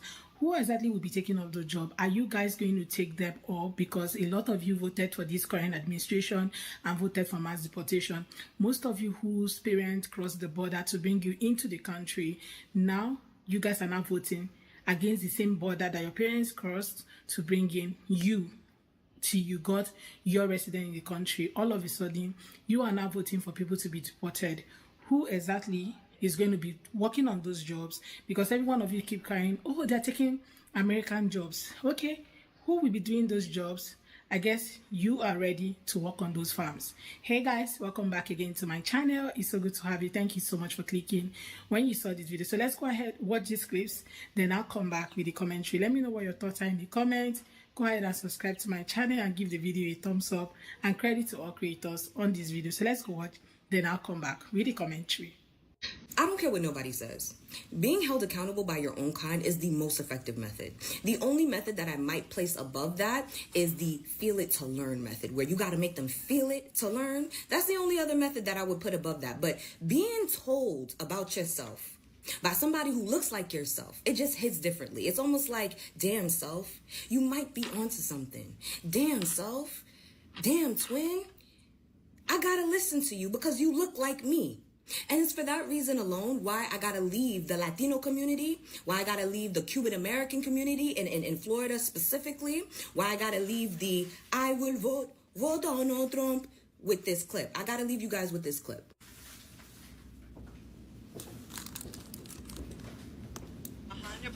African American community is the only community that has the power in this country to change anything. They are the only one with the experience of civil matter. They are the only one que tenían el esclavo ahí mismitico. They are the only one that are not going to get deported anywhere, and you cannot put them all in jail. So African American community, which is the community that is stepped on by Cubans, the most are the only ones that are going to save the Latinos. And Did you hear what she said? Did you hear what she said? Because it's the exact same sentiments that every African American person, every Black American person have been screaming since elections time. The same exact sentiments. And now, because of the bullshit that the Latino community have entered themselves into, literally voting against the same exact group of people that now hold the power of being able to save you. She said it. She said it. See, I knew this. I knew that it's only the African American community, that it's only the Black American community that can save the Latino community from the bullshit that they got themselves into. I knew this. But see, you're not going to listen when I say it. But you'll probably listen when she says it. And the thing about it too, see, technically, I'm a Latina. I'm Haitian. But I'm not the Latina that you're going to listen to. I'm not. That one, though, she is. She is. She has that proximity to whiteness that you guys respect. Right? So now she states that it's only the African American community that can save the Latino community from the bullshit that you guys put yourselves into. And you only are in that because you were so hell-bent on voting against the same exact group, against the interest, the self-interest for that same group of people that now are the only ones that can save you. Look at that, full circle. For the African American community that has not come out, because it is not. I do. We didn't do shit for them. I get it. But I don't. Me and you support, but in masses, we didn't support anything that was going with them. She don't even want to listen to it. Latinos look at Cubans. She says true. Yeah, I get it. Mad. Listen to her. Listen to her. I get it. I get it. I get it. Me and you support, but in masses, we didn't. What do you mean, me and you? She obviously don't support it. She don't fuck with it. She don't like that.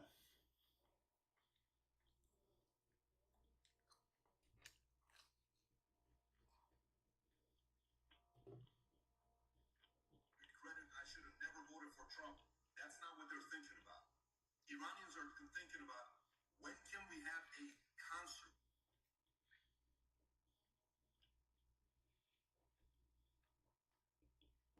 Hold on, I gotta turn on the clown vision. Hold on, I gotta turn on the clown vision overlay for this one. Hold on, I gotta turn on the clown vision overlay for this one.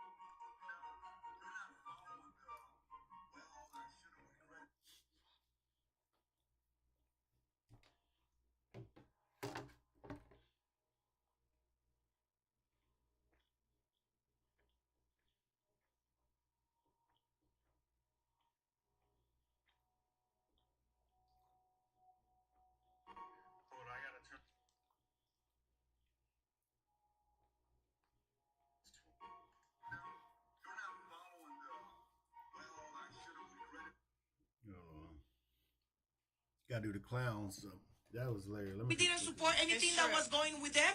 Latinos look at Cubans specifically. I'm not going to talk about any other community because I'm not part of that community, even though I'm a Latina with them. Cubans talk shit about African Americans. Cubans did not support African Americans. Cubans think that they all victimize themselves, that all of this, all of that. African Americans are the only ones that are going to save your asses, Latinos. So you better start kissing. If you're going to kiss some ass in this country, you better kiss some black ass. Again, it's not coming out of my mouth. She said it. She said it, and she's 100% right. For the I will vote Donald Trump. You guys, y'all gotta start kissing some black ass. Y'all all better get to kissing some black asses. And right now, the black asses ain't moving for shit. If it's not for them, they're not moving. They're not moving. So I don't know how you guys gonna make it through, but she just said it. She said it. It's the African American community. We gotta see a lot of ass kissing. We gotta see a whole lot of ass kissing. Okay? We gotta see y'all coming in our houses, cleaning our houses for free, and just saying, hey, we don't need nothing. Just call me whenever you need me. We'll clean up. We'll do your laundry. We'll do your lawns. We'll do everything. Everything you did for the white people, you need to do for us. Okay? How about that? Everything you did for white, you need to turn that and do for black. That's exactly what we want to see.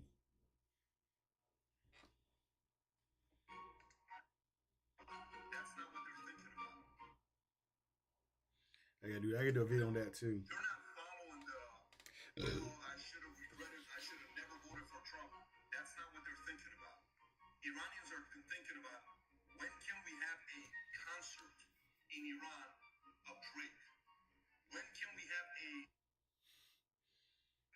concert in Iran of... Okay. All right, hold on.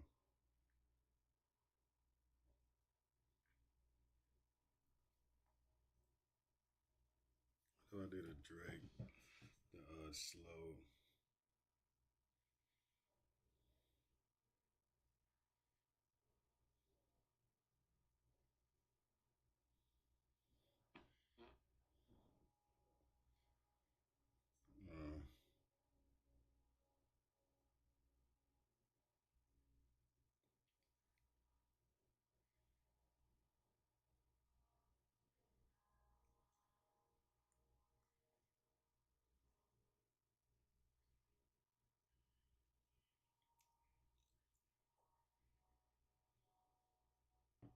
Of Drake. When can we have of Drake? When of Drake? When can we have of Drake? When can we have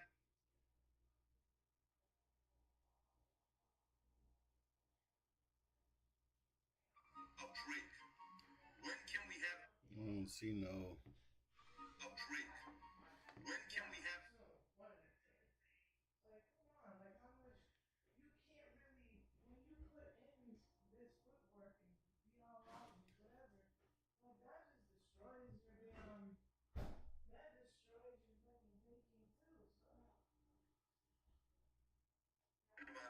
when can we have a concert in Iran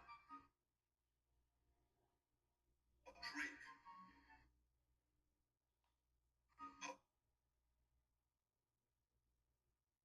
Of Drake.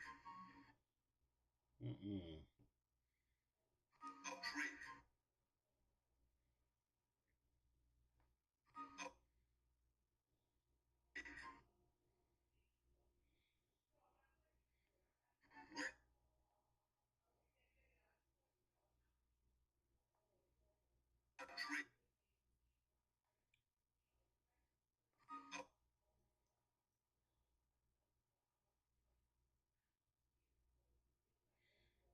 Speed.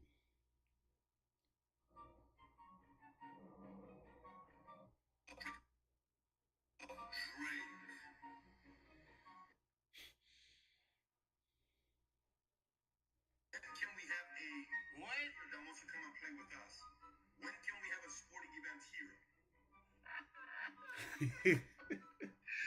So this whole time they wanted a Drake concert. Is that what you're saying?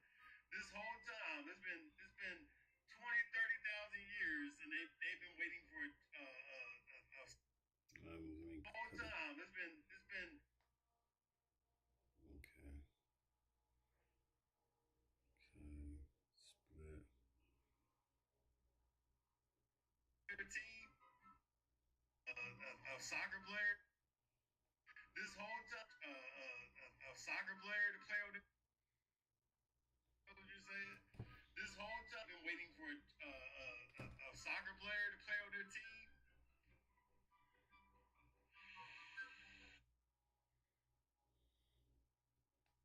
Oh my gosh, that was so cringe. I can't believe he said these people really do not understand that not everybody thinks like you. Were they thinking about that and they out their mouth came, oh yeah, we want a Drake concert. No.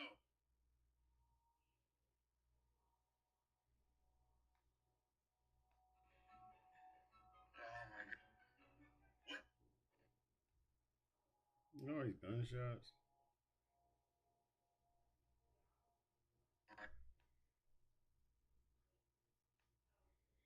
Oh, get that. Oh my god. My gosh, that was. When can we celebrate our New Year's with festivities?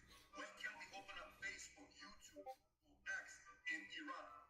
When can we start having iPhones? Gucci, Ferragamo, Balenciaga, all the. How do I put the clown vision overlay? Okay.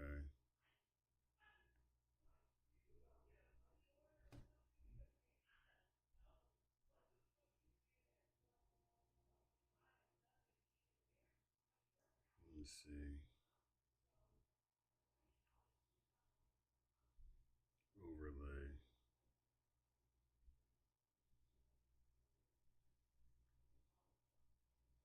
I need to get so much editing you gotta do. Clown vision.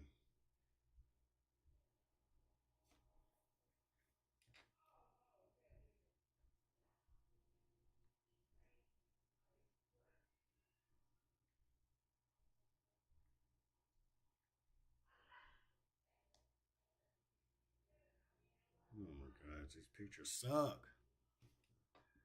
I'm not really understanding where I'm supposed to feel bad. Like, it's the law. Like, then, what? Am I missing something? Like, we also can't do that. We can't go to other countries illegally and just pop up and start working and all of that without things in order, without abiding by their laws. And to be honest, it's a much worse punishment if we end up doing that. I feel like America is being generous. Y'all are getting caught and then being sent by plane or sent by a bus back home. That's pretty generous if you ask me. Like, if I go to Russia and try to pull that off, I might not come home. They might lock me up for 50 years for trespassing. Like, I'm confused. The media's trying to make us feel bad, and they're like, oh, this person was 15 years old. He was a hard-working boy. He was in high school, blah, blah, blah, and he was an illegal immigrant from Guatemala. Bro, you lost me. You lost me. He's illegal. So I'm sorry. Like, that's just what happens. I can't feel bad no more. Everything you said before that is disregarded. I'm sorry. Latinos of all backgrounds. Do y'all not realize black people are not the only people in this country? You got your Chinese Americans, your Japanese Americans, your Korean Americans, your Indian Americans, your Muslim Americans, your white Americans, and your own people. So why in Davy Jones' locker are y'all so pressed and mad at us because we not out protesting? Folks, we did the most effective protesting last November, and the data proves it. We protested when it mattered the most.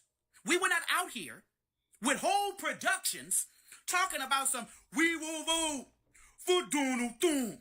Y'all was out here with that foolishness, knowing full well, that y'all had a few abuelas, a few tios, tias, mijo, and mijas in your house undocumented.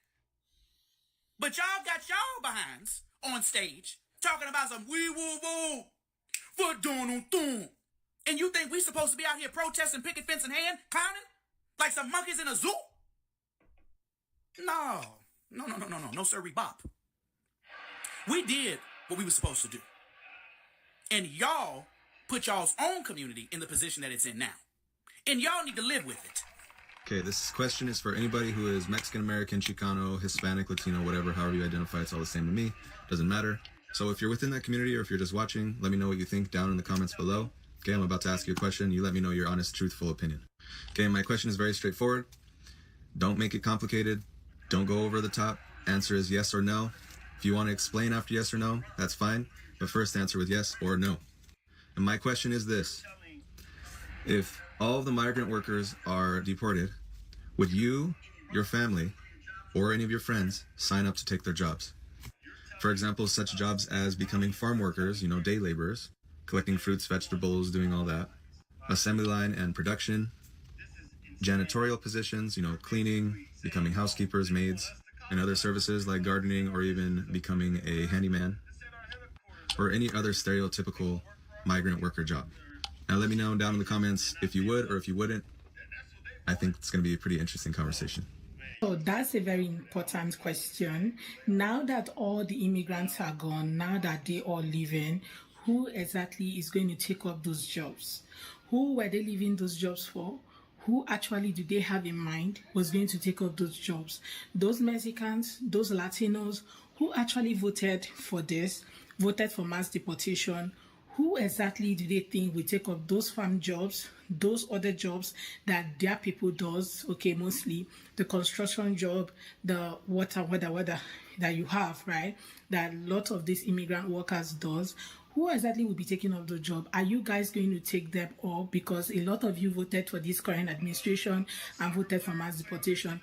Most of you whose parents crossed the border to bring you into the country, now you guys are now voting against the same border that your parents crossed to bring in you till you got your resident in the country. All of a sudden, you are now voting for people to be deported. Who exactly is going to be working on those jobs? Because every one of you keep crying, oh, they're taking American jobs. Okay, who will be doing those jobs? I guess you are ready to work on those farms. Hey guys, welcome back again to my channel. It's so good to have you. Thank you so much for clicking when you saw this video. So let's go ahead, watch these clips, then I'll come back with the commentary. Let me know what your thoughts are in the comments. Go ahead and subscribe to my channel and give the video a thumbs up, and credit to all creators on this video. So let's go watch, then I'll come back with the commentary. I don't care what nobody says. Being held accountable by your own kind is the most effective method. The only method that I might place above that is the feel it to learn method, where you got to make them feel it to learn. That's the only other method that I would put above that. But being told about yourself by somebody who looks like yourself, it just hits differently. It's almost like, damn self, you might be onto something. Damn self, damn twin, I gotta listen to you because you look like me. And it's for that reason alone why I gotta leave the Latino community, why I gotta leave the Cuban American community in Florida specifically, why I gotta leave the I will vote Donald Trump with this clip. I gotta leave you guys with this clip.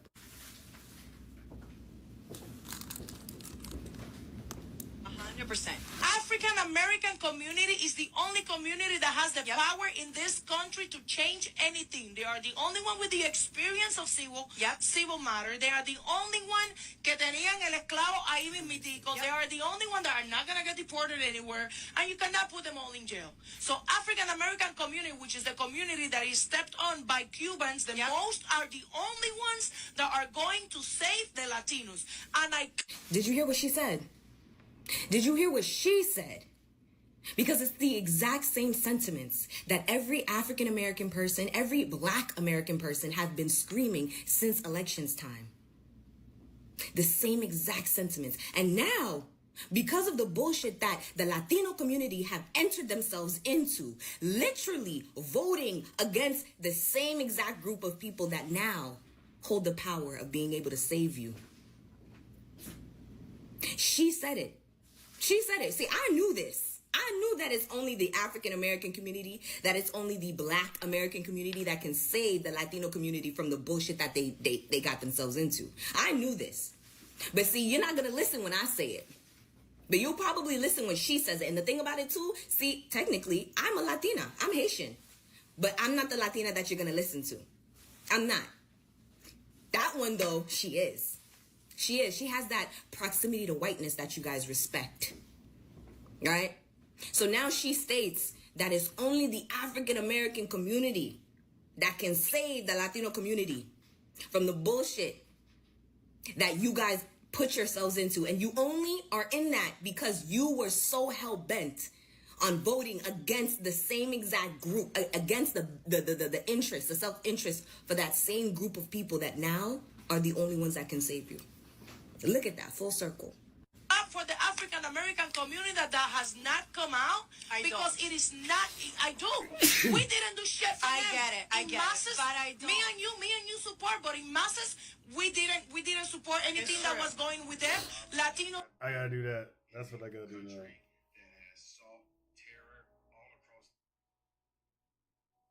I gotta do that one next.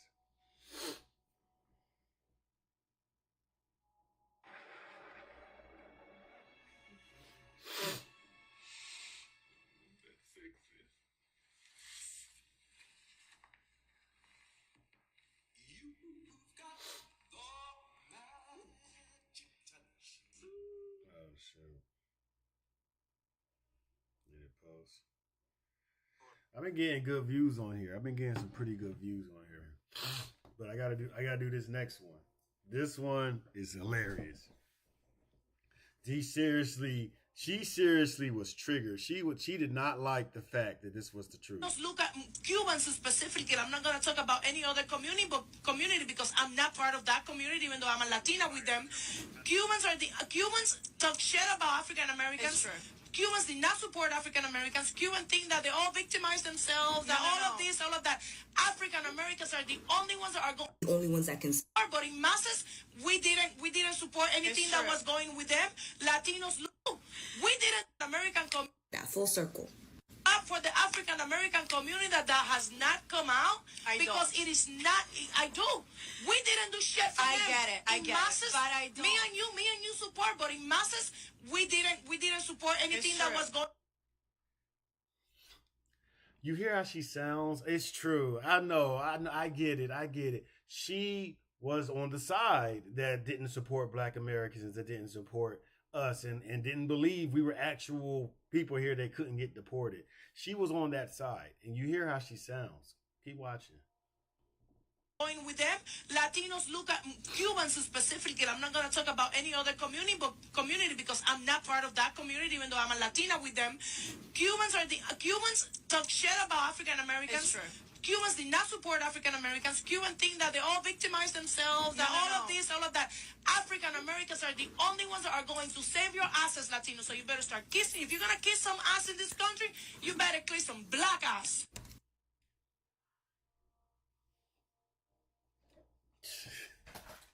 They mad, ain't they? You better kiss some black ass, and there better be a whole lot of black ass kissing. The same shit y'all was doing for white boy and the white women, y'all need to do for us. Same things y'all were doing for them, y'all need to come and do for us. Come build our houses up. Come build up our infrastructure up. Come and set up businesses with us and make us money. That's what you need to do. And we paying the same price too. Matter of fact, we need to circle up. All Black people need to get together and circle up for a minute. We don't even know what to do with y'all yet. Stand by for a second. Stand by. Again, it's not coming out of my mouth. So, for Trump. And I'm so upset. Who was born in Mexico? Who came? I will vote. Vote Donald Trump. Thank them. My Mexican family voted for Trump. My mother, who was born in Mexico, who came here because of my grandpa, voted for Trump. My sister, who was born in Tijuana, and her husband, who were born in Tijuana, they voted for Trump. My other sisters voted for Trump. And I'm so upset. I'm so upset about everything that's going on right now. I'm like literally in tears because I'm like constantly seeing everything that's going on out there. I'm just so bothered. I can't believe this is happening. Even U.S. citizens at this point who are minorities are being grabbed and kidnapped, not even by ICE at this point. It's random racist people. Everybody is in danger right now. Everybody. I know people who are U.S. citizens who look like minorities and they're in danger. I'm not even allowing my niece right now on the bus or in certain situations because she looks Hispanic and I'm not going to put her in a situation where something can happen.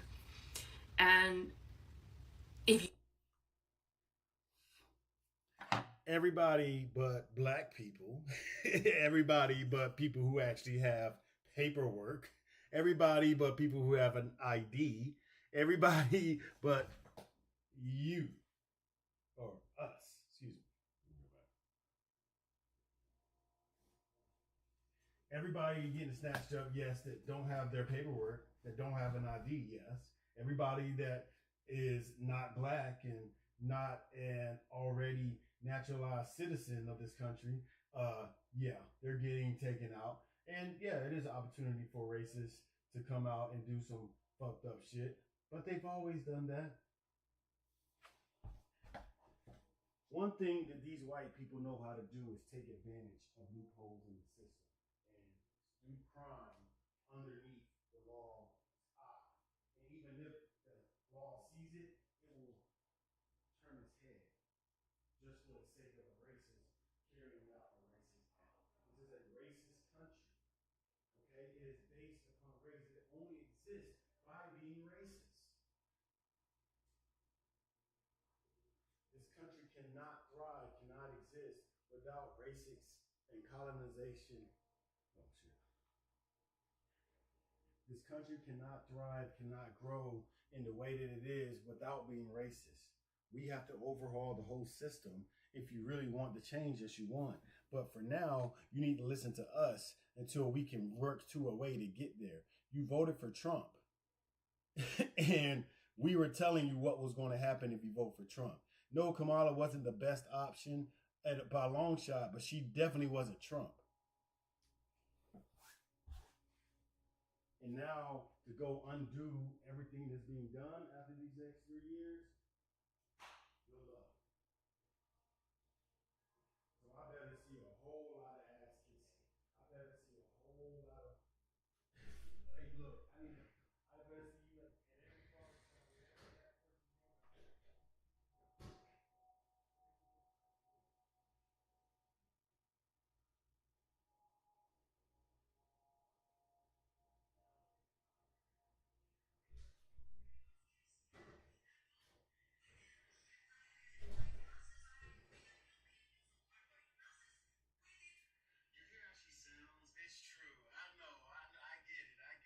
She was on the side that didn't support Black Americans, that didn't support us, and didn't believe we were actual people here. You are happy that these things are happening.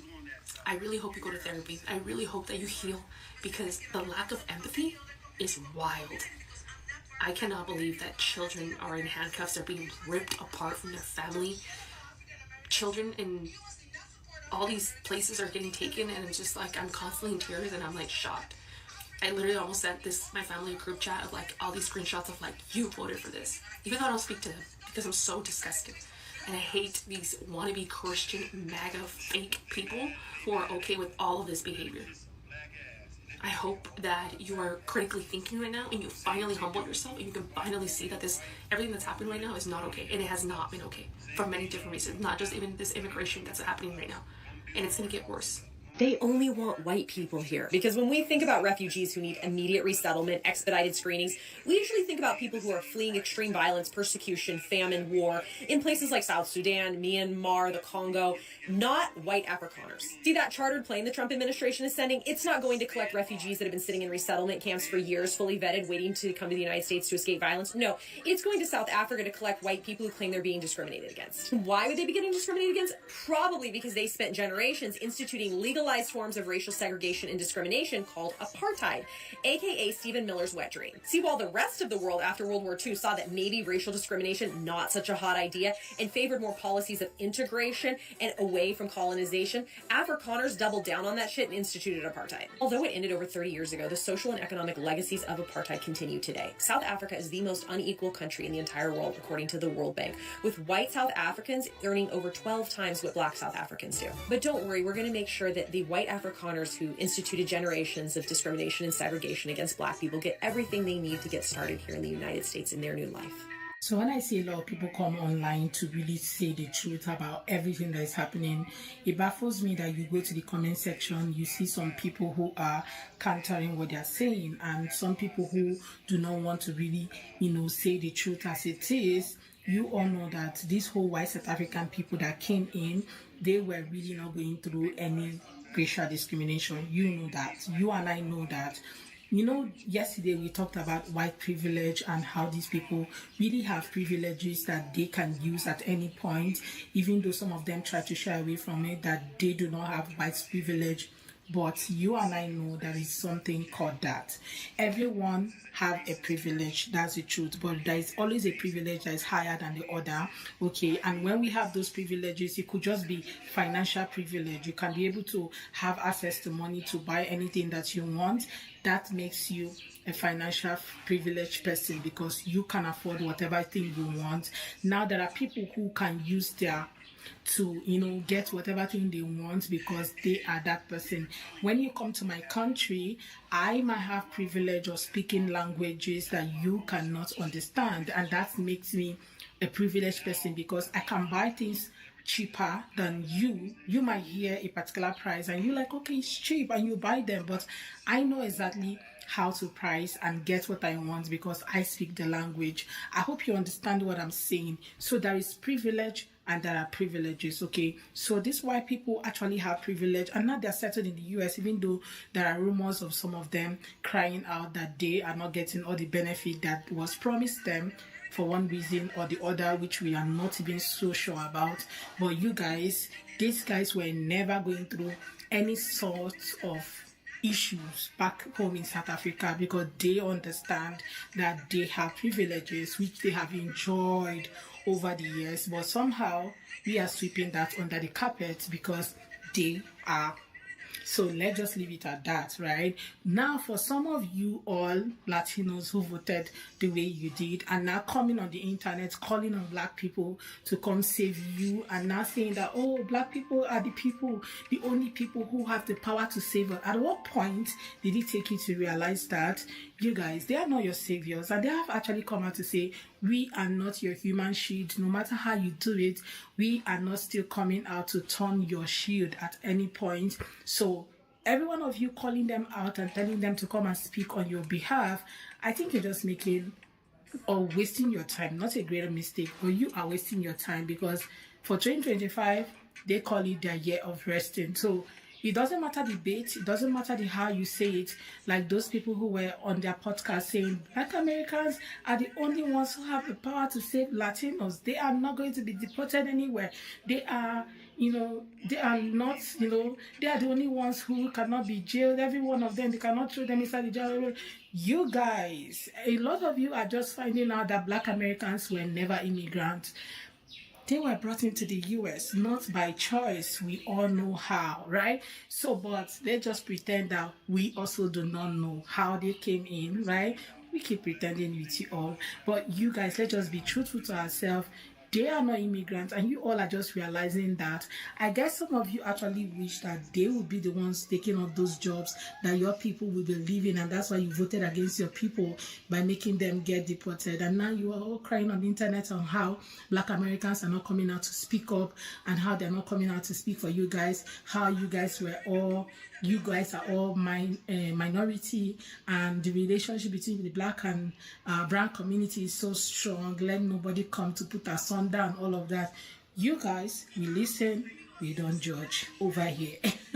Anyway, I'd love to hear your thoughts. You guys, share your thoughts with me in the comment section about all these Latinos and all these immigrants who are getting deported and how they all voted. Not them that are being deported, but those people who have the privilege in their community to vote, and instead of them using their privilege right to vote for somebody who did not promise mass deportation, instead they decided to vote for somebody who promised mass deportation. And now that people are getting deported, somehow they now want you all to come out and speak on their behalf so that their people don't get deported. You would have used your privilege. When we talk about privilege, I told you everybody has privileges, and how you use it matters a lot, but there are people who have greater privileges than the others. Okay, now let me know what your thoughts are in the comment. Let's have that conversation in the comment section. I hope you enjoyed this video. Let me know your thoughts in the comment. Go ahead and subscribe to my channel if you have not already. Credit to all creators on this video, and please do what to give this video a thumbs up. Don't forget to subscribe, give it a thumbs up, and see you all on my next video. Bye guys. That was a good video. That was good. Yeah, y'all gonna have to do a lot of ass kissing, man. We don't need to discuss this any further, but going to the next topic, we're gonna talk more about the war here. We bring in the host of Special Report. Brett Baer is with us. Brett, thank you for being with us. I did have a conversation when you were breaking news live right here on Fox. I got some details as, again, you got on the air immediately. And the fact we had initially discussed at length. Like, Trump is a homie to Israel, bro. I need some Israel, bro. I need some Israel homies. That's what I need. Dead ass. I need some Israel homies like that. What you say about Lucas? Nah, nope, can't fuck with you, bro. Bro, I just said I didn't like this last video. Nope, can't fuck with you. Nope. Damn.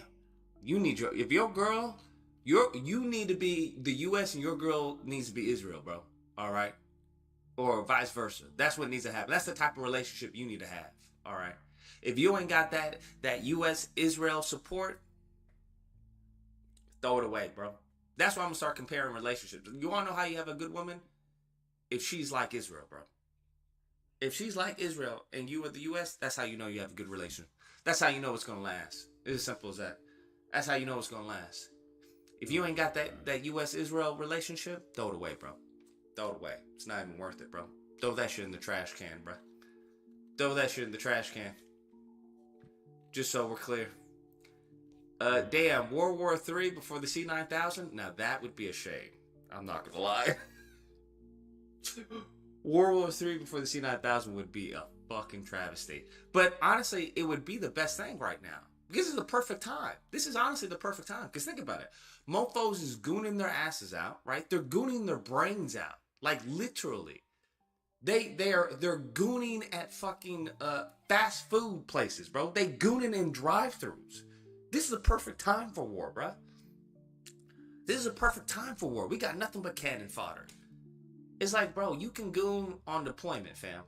If you really want to goon, you can travel the world, meet all the women and everything, and goon there, bro. That's what they're gonna have you. They gonna, yeah. You want to goon? Yeah. Just hold this AR and knock yourself out. Go ahead and goon. This is a perfect time, bro. This is a perfect time. Mofos got nothing to live for. They got nothing to live for. They gooning in drive-thrus. Come on now. If we're gonna be honest, this is a perfect time for war. You can't start war with GTA 6, fam. You're not gonna start a war with GTA 6. It's just not gonna happen, fam. It's just not gonna happen. Nigga, I don't give a fuck. I'm not going. I'm finishing up GTA 6. But you got a draft letter. What do you mean? I don't give a fuck about that draft letter, bro. I just started the game. I'm finishing the game before I go to any type of war. This is a perfect time. I'm not gonna lie. They genius with this. They genius. I would argue, conspiracy theory, I'll admit it, but I would argue that fucking Rockstar is working with the White House. You heard it here first. You heard it here first. I would argue that Rockstar is working with the fucking White House, fam. That Rockstar, Netanyahu, and Trump were all on the line. You think I'm crazy, bro? You think it's a joke? I would argue that Rockstar, Trump, and Netanyahu were all on the line. And they were like, they negotiated this. Y'all can't release that shit this year. What? You heard me. Y'all can't release this shit this year. Oh, okay. Yeah. Delay that shit. They used to it. Don't worry. Okay, Mr. President. Okay. That's it. Get the word out. Hurry up. Get the word out. Bye. That was the call, fam. That was the call. They didn't tell them what they were going to do. They just told them they couldn't release it this year. That's all they did. Yeah, bro. Because now, think about it. If you go to war, if you get boots on the ground, you like, listen, I'm not dying before I play GTA 6. Now you got something to live for. Right? Now you're going to be extra mindful. You're going to be extra mindful. You're going to be a good soldier. You're going to be a good soldier. You're going to listen. There's not going to be any fucking squabbling, no pushback. You're going to be a fucking good soldier. You're going to be like, well, I'm going to do what I have to do, sir. Because I'm not dying before I play GTA 6, bro. I'm not dying before I play GTA 6. Fuck you, terrorist! I know you're scared. Yeah, bro. Yes, sir. No, sir. 100%. I'm just saying, it's fucking genius. This is some shit I would have done, honestly. If I was president, I'd like, listen, talk about nothing. Let's go over here. Somebody broke into Dr. Umar's school. While I was on the live, the children had snuck into the school, which means they knew the door was unlocked. Listen to me, brothers and sisters. For children to know that a door is opened, and I was only away from the school for 30 days. For children to know that the door was open, and I was only away from the school for 30 days.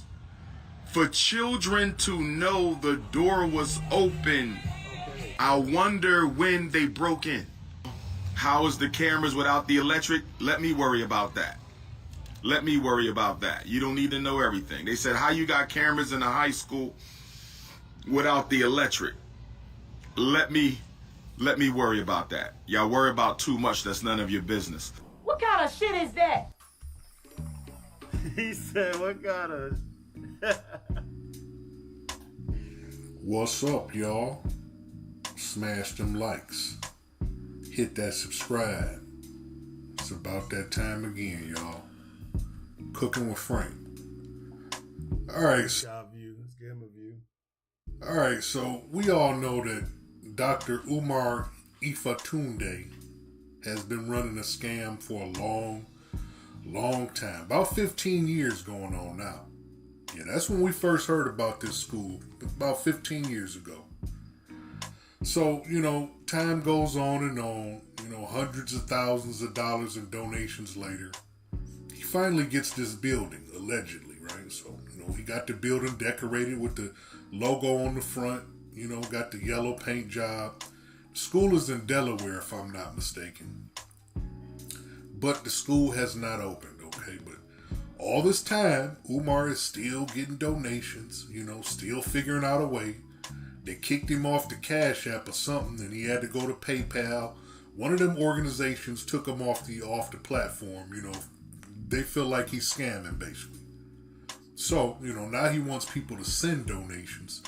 And in certain states, he's been banned from, receiving donations. I forgot what state that was, but they gave him a cease and desist. So, how convenient is it that Umar's school got broken into? I mean, because he blew off that person that was writing in on his messaging, telling them to mind their business, about the cameras on the school. Like, if there was anything of value in that school, which Umar claims there was, if there was anything of value in that school, why would you not have cameras around the school?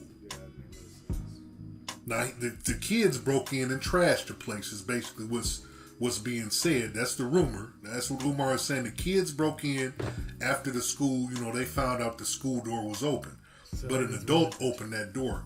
My whole thing is, why are you trying to act like, this is, you trying to find this person or something when you didn't even have cameras on the school? And who would have something of value inside of a building that has no cameras? I wonder, did Umar have insurance? I wonder, is there an insurance claim coming with this? Because the school isn't open. He ain't hired one teacher, doesn't have one student. The first kids that ever came into school fucked the school up. Apparently. He said it was open for like 2-3 weeks. Matter of fact, let's let Umar tell his story, and then I'll be right back. While I was on the live, the children had snuck into the school, which means they knew the door was unlocked. Listen to me, brothers and sisters. For children to know that a door is opened, and I was only away from the school for 30 days. For children to know that the door was open, and I was only away from the school for 30 days. For children to know the door was open, and I was only away from the school for 30 days, I wonder when they broke in. I wonder when they broke in, because if the children already know the door was open, we're not blaming the children. We're not blaming the children. We're saying that it had to be general knowledge that the school was broken into, because how would the children know to go in there? How would the children know to go in there? The door was closed. The doors are closed. How did the children know? Young blood, quick question, young fellas, quick question. How long, okay, so I'm Dr. Umar, right? Say Dr. Umar. That's me. Okay. I was gone for 30 days, right? 30 days. My question to y'all, how long had that door been open for y'all to go in and play? Would you say a week, a couple days, a couple weeks? Because I was only gone. No, not 2-3 months, sweetie, because I was here a month ago and I checked the doors all the time. They weren't open a month. 2 or 3. Okay, so they might have broke in. Okay, that makes sense. 2-3 weeks. Because I was gone for 4. Say that again. It was other kids too. We saw big kids do this to the door and then boom. Yeah, but they didn't break it open though. They wasn't the ones who broke it open, because whoever broke it open, they had to use equipment. Okay, I appreciate you young people. Y'all take care now. All right. No, we ain't looking for the kids. We looking for the grown people who broke in. Well, that's what cameras are for, Umar. Question is, why were there not cameras on the building? Since you put in so much work in this building, let you tell it. Why were there no cameras on the outside of this building? Oh, I forgot. In order to have cameras, you need electricity. Yeah. So that lets me know that Umar doesn't have electricity at the school. So don't you think a building of that size should not only have cameras on it, should have electricity? The only buildings I know of like that are abandoned buildings. So what's going on here with this school, man? It's about to open, and conveniently somebody breaks into school. You know what I think? I think the school wasn't about to open anyway. This is just another way to drag the shit along, another excuse for him to ask for more donations. How convenient. Somebody breaks into school and oh yeah, they stole $5,000 worth of books. So you mean to tell me somebody broke in that school and stole $5,000 worth of books? In the hood, huh? Some kids. All right, Umar. You know what, Umar? I got a question for you. Matter of fact, I got 3 questions for you. I'm sorry. As a matter of fact, I got 6 questions for you. Question number 1. Why are there no cameras on the school if it's about to open? Question number 2. Why are there no cameras on the school if it's about to open? Y'all know what question number 3 is. So let's just move to question number 4. Why is there no electricity in the school? So y'all should know what question number 5 and 6 is. Why is there no electricity in the school? Umar? Matter of fact, I got 3 more questions. Why do you get pissed off at someone for asking you a simple and logical question? Why do you get upset when someone asks you a simple and logical question? Let me tell you why. Because you know you on some bullshit. Who leaves anything of value in a building with no cameras and no electricity? And obviously not very well secured either. Yeah, we know an adult broke in. But if you had cameras, maybe that shit would lead you in the right direction. But no, hit the Cash App for Umar. Hit the Cash App for Dr. Umar, because now he needs a cleanup for the school. I wouldn't be surprised if he had the shit set up himself just to get more donations. Wouldn't be surprised at all. But, let me know what y'all think. Let me know what you think about this, Dr. Umar's school getting broken into. Wasn't it like a few days before it's supposed to open? Yeah, but he's away from the school for 30 days. It's about to open, but you away from the school for 30 days. Yeah, alright, cuz. Smash them likes and hit that subscribe. I'll be back in a minute.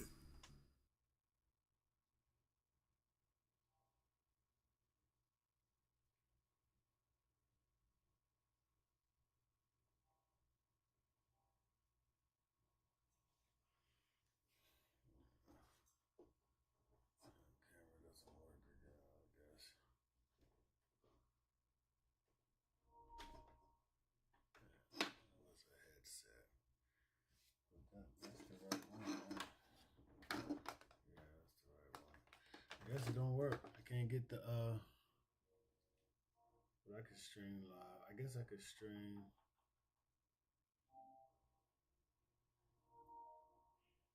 Oh,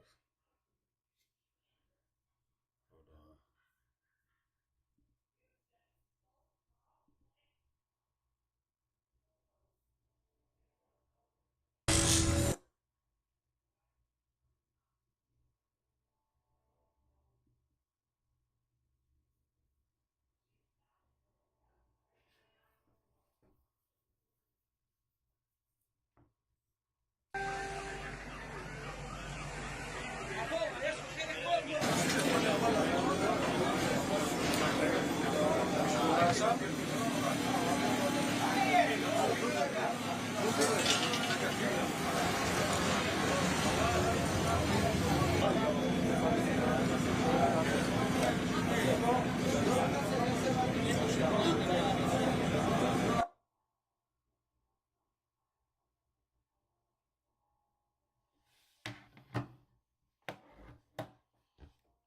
This is just a replay of the same videos. That's all it is. So wait, people really thought that African Americans were immigrants? So wait, people really thought that African Americans were immigrants? This is hilarious. Yeah, I know y'all lying. Don't immigrants go like on their own? If they, they go to a particular country on their own accord, because they may be trying to get away from whatever. We ain't come here because we wanted to be here. We still don't want to be here. Hell, we hoping that they maybe put us out and send us somewhere. Well, what do y'all mean y'all thought we were immigrants? Immigrants? Y'all know the story of how we got here? Do that make sense? Like, so many, this world is so disillusioned about Africa. We already were here. We already were here. We were here already. Okay? We were here already, lady. So it don't matter how we got here and that we were here. It's the fact that this is all immigrants. Who? Where? Immigrants? I got papers to prove I ain't no immigrant. Like, but yeah, that's crazy. That's crazy. They thought we were immigrants. I love the blacks being like, "Oh, we're gonna get a race war." Business, but it will not benefit anyone. They will, of course, create additional risks. Yes, they will. Like what? But this is not our decision. This is the decision of the countries. I believe that this is absolutely irrational and pointless. And there are no threats from Russia, of course. This is just nonsense. Yes, Dr. Goebbels said it yesterday. The more incredible a lie is, the sooner they will believe it. And someone, probably in Europe, believes it. It would be better to deal with saving their automotive industry and increasing their earnings. My wife studied in Russia at the university. She really wanted to come. We listened to a wonderful concert. It was great. Russia has always paid attention to art and... I pulled up trying to fuck a friend. I was trying to fuck a friend. So they set me up. You blocked me in the driveway. And got out the car and started hitting me. But the whole time, she opened my door and hit me, but the whole time you doing that, you yelling to a friend, "Oh, record it, to call the police, and call my mama." So I'm like, how you gonna call the police and you hitting me? I ain't do nothing wrong with y'all to fuck. I pulled up and she He said, I ain't doing nothing wrong with y'all. Take him to jail. Or what happened? Just take him to jail. And that's how I instantly know. Yeah. I'm gonna get a bullshit story. Yeah. This jealous ex wasn't just bitter, she was out for blood. Fueled by spite and disputes, she tried to flip the script with false accusations of assault and harassment against her child's father. But when officers stepped in to sort out the chaos, the truth started to unravel and fast. So how did this whole thing start? Like, obviously... He was already in the yard. No, I didn't like this whole situation. Obviously, you're the one that's dating him, right? It's no y'all. I told him, I just had a baby. 1 month old. Are y'all together or no? No, we're not. Oh, okay. So he's not, like, cheating on you or anything? No, I don't care about cheating on me. Okay, so what was the big idea, or, like, what was the... How come you guys were trying to get him here with her, then? Well, we weren't trying to get him here with her. He was actually harassing her to come here, and still came when... Obviously, he knew I knew already. He still came here, so that's trespassing. Okay, and she Nobody didn't... told him to come here. She didn't want nothing to do with him? No. That's Okay. his sister. So how can Like- you park the car behind his car? Because I pulled in, and he was already here when we got back. Was he he... He was here. Did he make it known that he was trying to leave? No. When I opened my car door, he opened his car door and got out. Did anyone refuse to move this vehicle so that he could get out of the driveway? If he was already out of his car, he wasn't trying to leave. But I was told that you guys said that he rammed this car. He did with my newborn in here 3 times. Okay. And she was screaming. Before he rammed the car, I mean, obviously he was trying to leave. Did Once y'all was outside the car, he grabbed my motherfucking arms or whatever, trying to tussle. I don't want to tussle with you. I don't want to talk to you. He, oh bitch, I don't care about talking to you. Da, da, da, da. Did anyone refuse to move the car? No, no one was in the car. She was Okay. grabbing the baby, getting out the car. And Did he ask for you to was move trying the argue car? and fight with me. No, he didn't. Okay. He can't move the car. I don't know. That's so crazy. I just don't know. So listen, I pulled up trying to fuck her friend. I was trying to fuck her friend. Right. So they set me up. I pulled up to the house. And Yes, you could that's tell. what she's explaining too. Yeah, is that but you lying though to the police. Yeah. I pulled up to the house. You blocked me in. You blocked me in the driveway. And got out the car and started hitting me. But the whole time, she opened my door and hit me. But the whole time you doing that, you yelling to a friend, oh, record it to call the police, recorded to call the police, and call my mama. So I'm like, how you gonna call the police and you hitting me? I ain't do nothing wrong with y'all to fuck. Yeah. So then I go to try to like back out, but she got me blocked in. So I'm like trying to back out. I never touched her car. She have a mark if I touched her car. Right. I'm trying to back out. Tell him he hit my car with my baby in it. He hit my car with my baby. I'm like, why is you lying? I didn't hit your car. Then you hit the back of the car with a rock. where is that the car? Yeah, the car. You hit the So brake. that's But I got scratches. Like if I was, I would have scratches and all that. right. So that's But she known for doing it. She trespassed from my house for the same shit, snatching the camera down. yeah. So that's what she's saying is you pulled up there because they don't. Of course, they're all saying She don't that, do that. Well, that's the thing. They're saying that they don't know why you're there. They don't know why I'm there. Now I got the What's other- the girl I- name? the- Zakira the- Reed. the- Zakira Reed. What the message say? Sorry, I can't read and walk. Yeah. That and when I got Then she kept calling me. She was the one dressed in all black, right? Yeah. Okay. Yeah, she was like, he's here to fuck me. That's Yeah. what he's here for. And she got asked to the side. She's what she told me. So why you lying and say you don't know why I'm here? Exactly. So this is what we call very suspicious. I'm just trying to figure out what happened. And like, I'm obviously, I don't know if you've looked, I don't see any damage to the car. I just told the other officer that no damage because he was literally trying to Did he like back? push my car. So he was out trying of to the push way, it. He like, didn't like he slam ran into into it. 3 times. He just backed up into it and then tried to push it, or No, he ran into it 3 times, but it was like ramming to like boom, press the gas and try to push it, go up again, boom, press the gas, try to push it. He wasn't like slamming hard to the car. was anyone over here throwing rocks? I saw a note about that in the comments. A rock?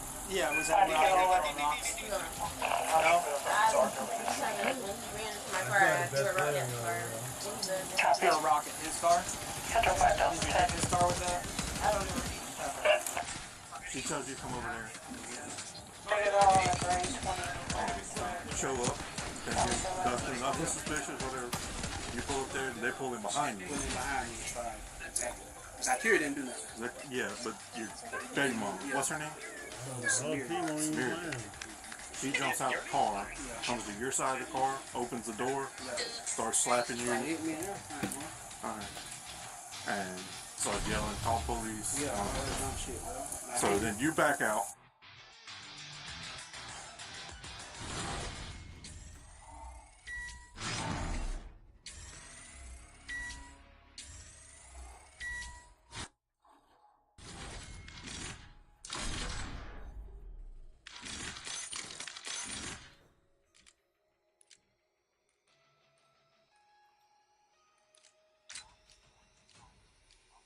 Low key, like in my stomach.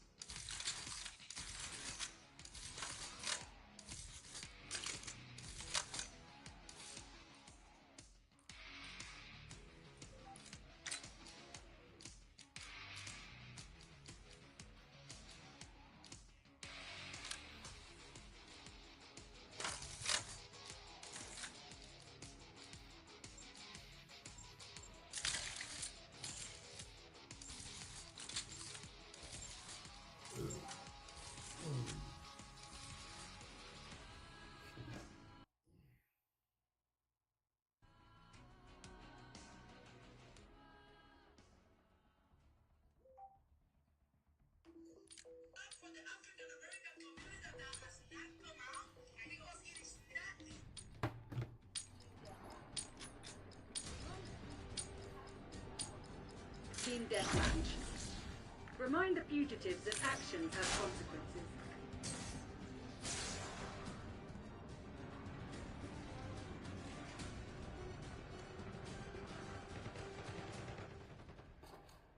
Damn.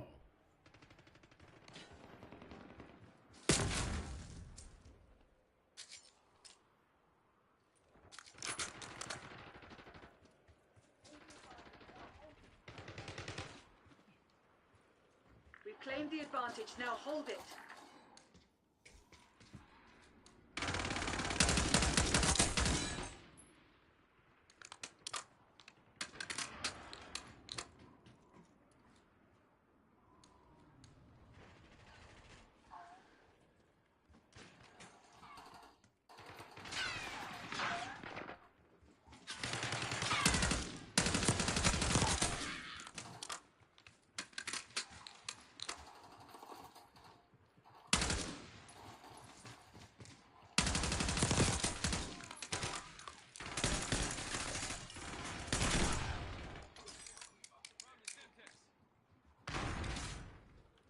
Think real carefully about your next move.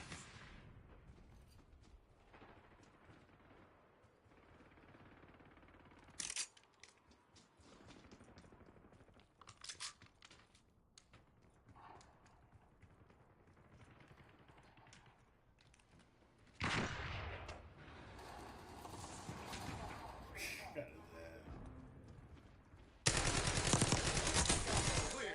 Sniper is down.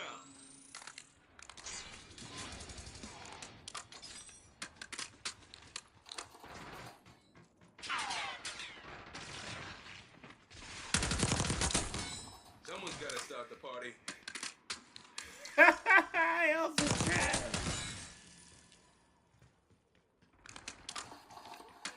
Damn, we got like. Who's in contact?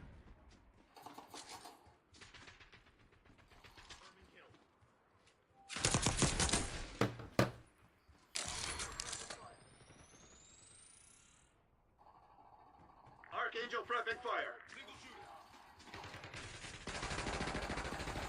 Suck. Requested OEC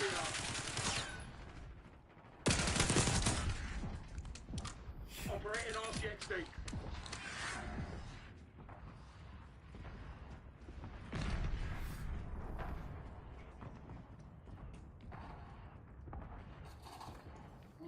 Bitch.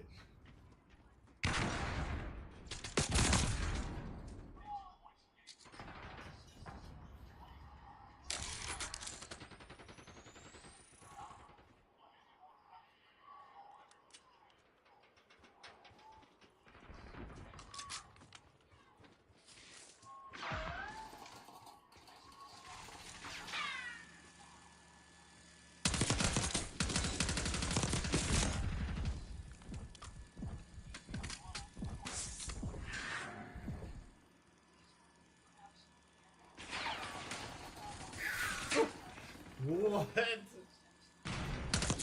Really? Armed hostile. Where did that come from? Suspects armed.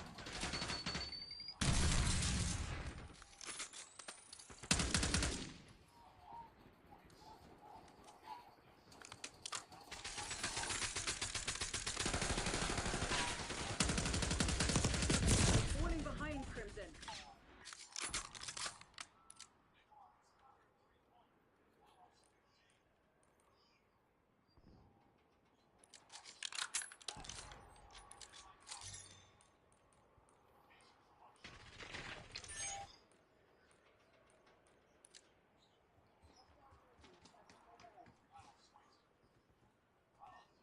Hostile UAV established overhead.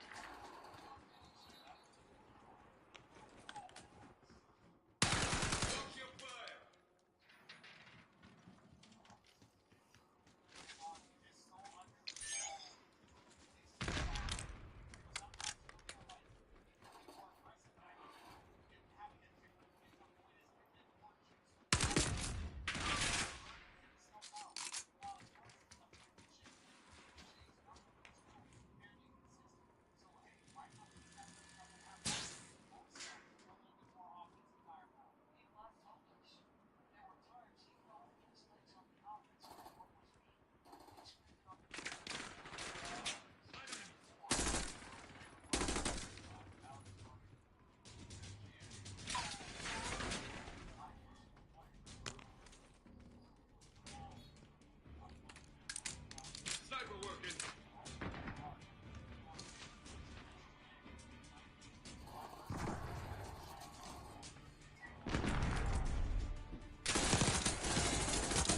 Enemy dispatched.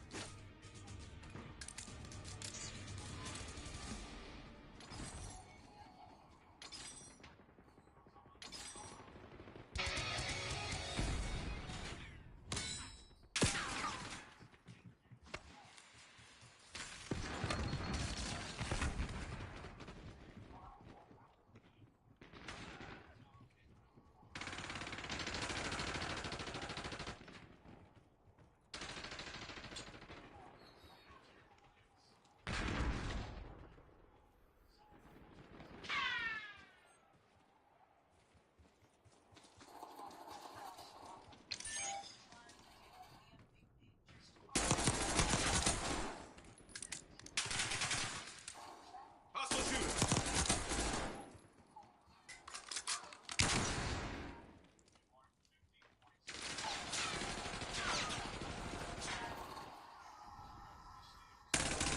Good guy. How we go?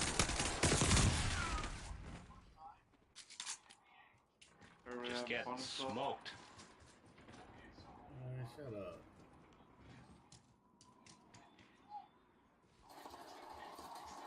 Bitch. What'd you get, oh? Hostile appears KIA.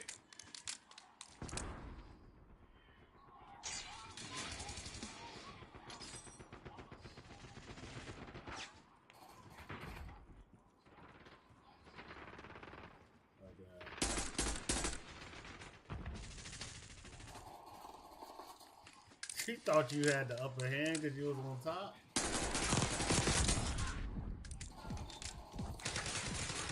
What?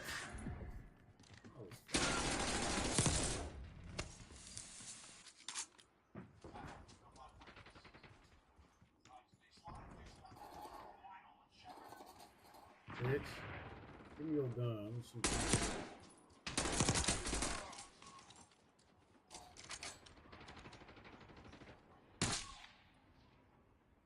This is a, oh shit. This gun is not fair.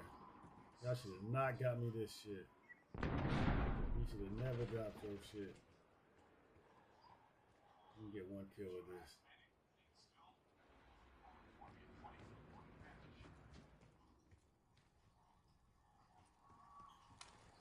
Can you jump up here?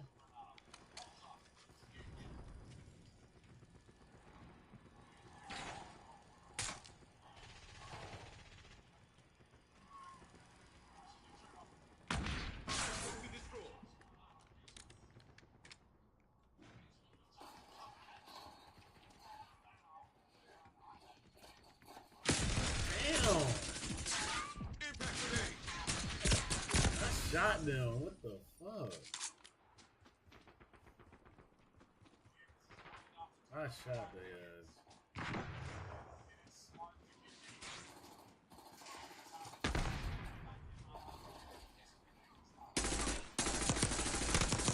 Time's nearly up. Break it down. Alright, keep that. That last. It's cheap.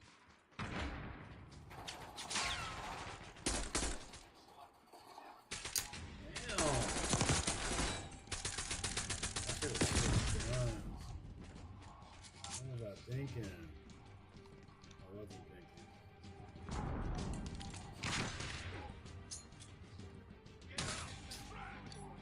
Sitting right there. I saw him too. I'm just sitting down.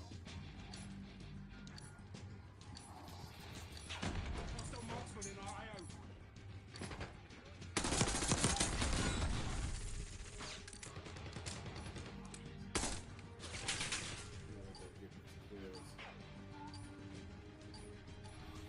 Damn. Damn it, Crimson, that's not good enough.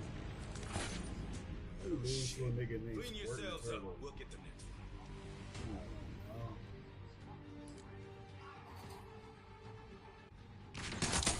Another falls. And that's when I came out. Yeah. Hey, what? That was fake as hell. That was some bullshit. That was some bullshit.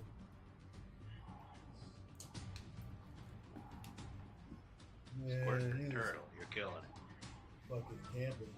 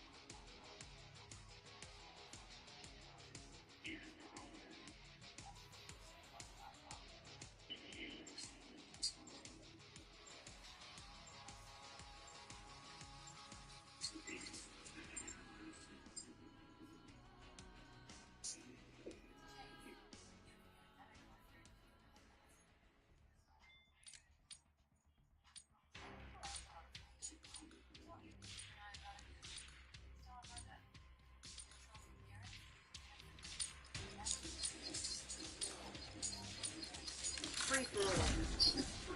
Neutralize all threats.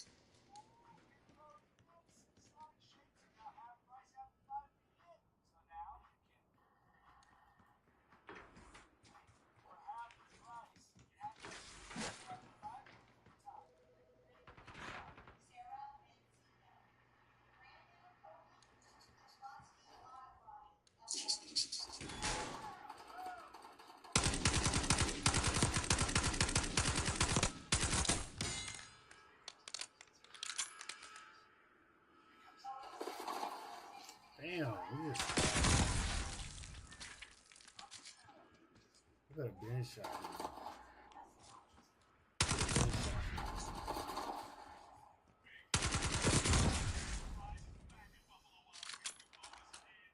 It's really gonna spawn me right with this.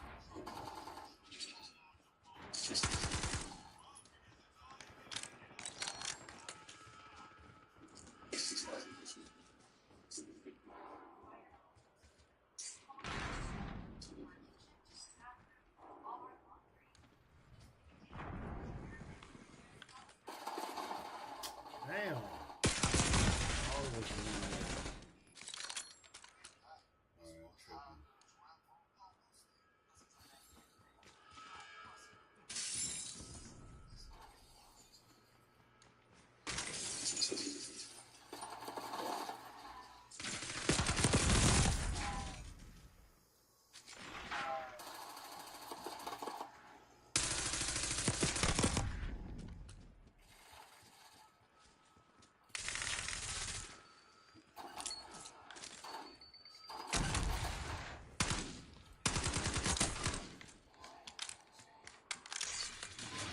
Trap yourself in the corner.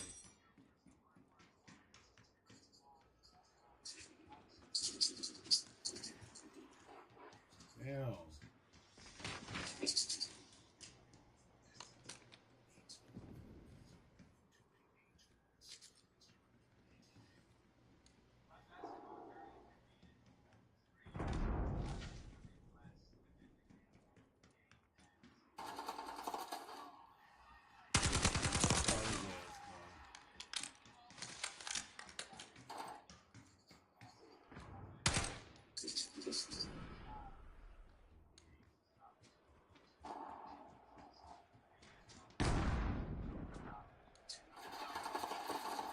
What the Oh, that came out.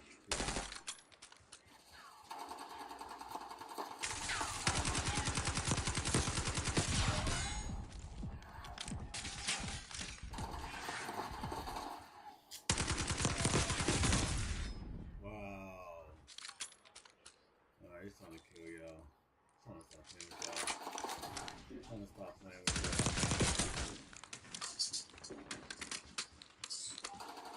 Oh, damn.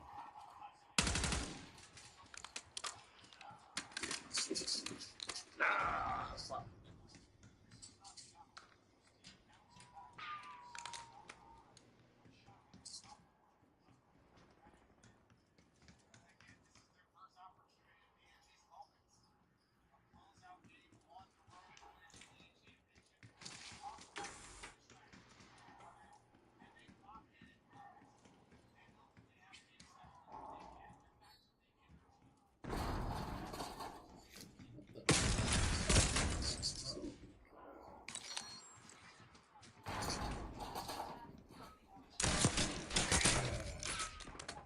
That was a day.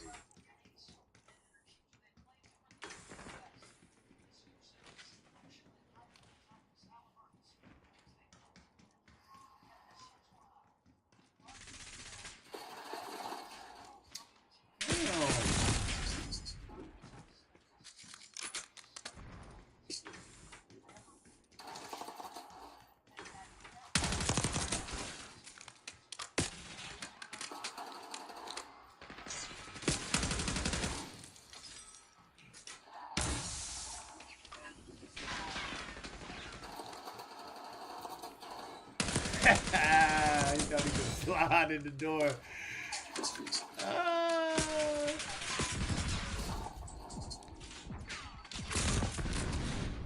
He thought he could slide in the door. That was hilarious. Hilarious.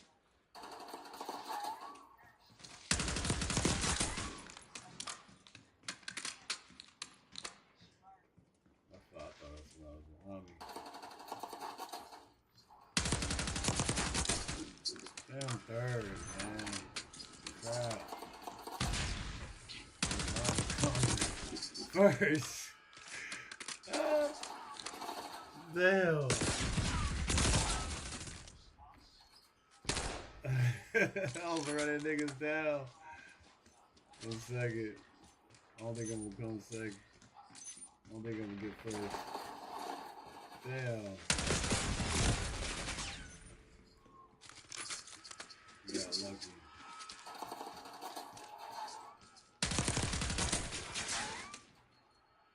Eating. Bro, I came from last to first, to second. If I was playing the whole time, I would have been first.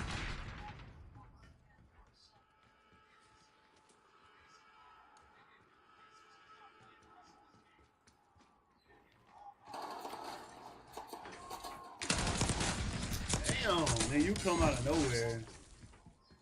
God dang.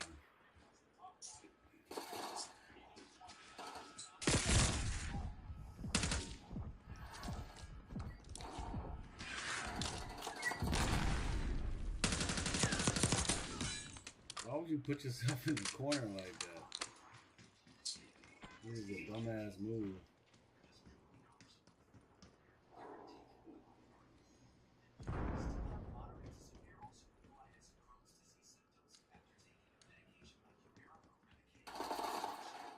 Damn.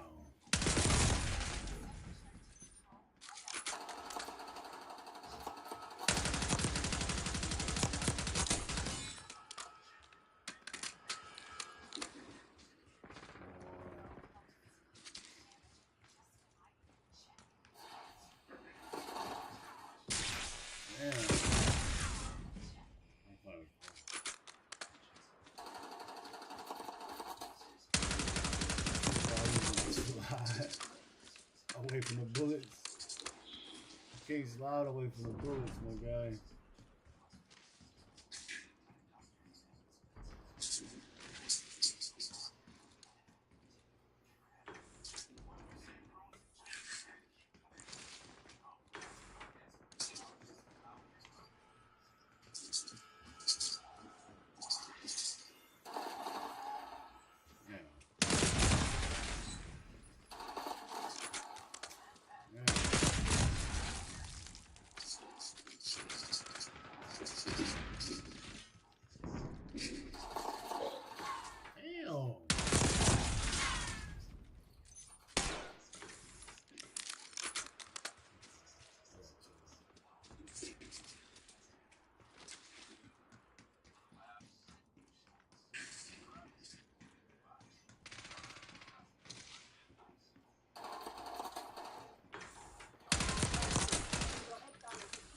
Time short. Put your head down and secure the target.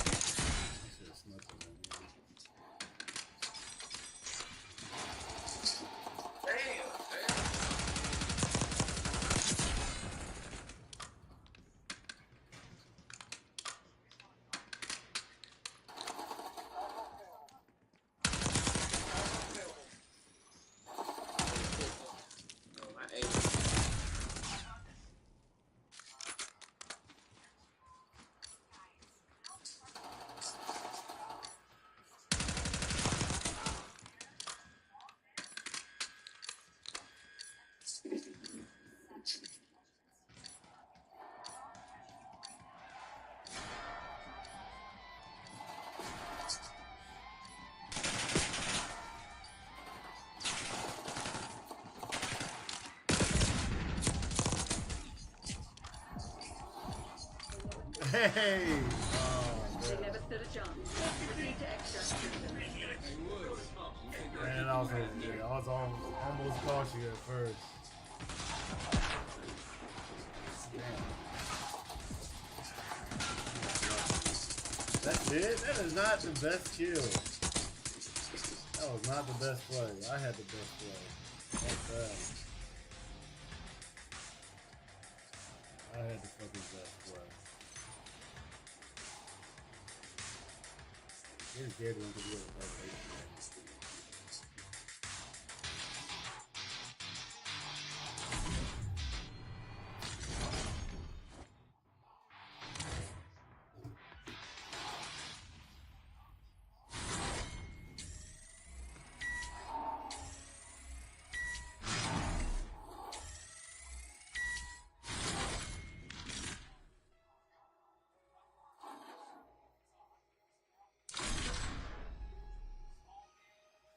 He said the way he was loose all game. Here you go. We gonna be good. We gonna end this. This is the last match right here. Last match.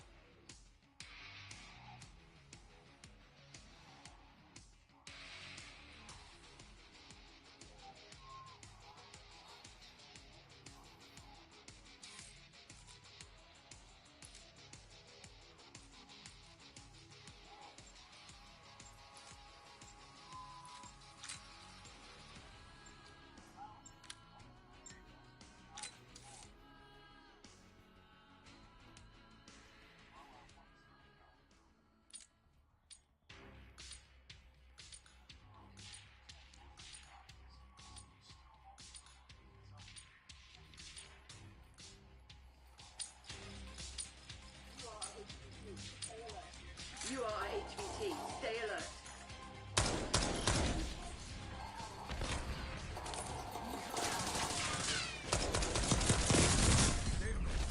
Give me a hand.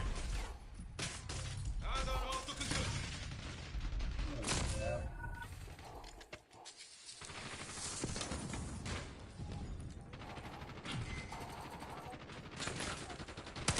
Friendly HVT on site. Keep them safe. HVT is taking fire. Keep the package safe. Enemy is down. Enemy HVT is down.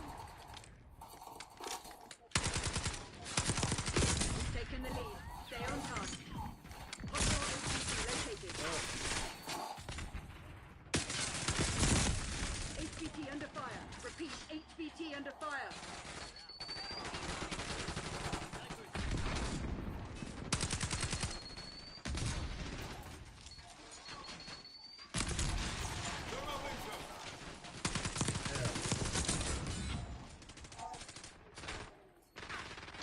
HVT has been eliminated.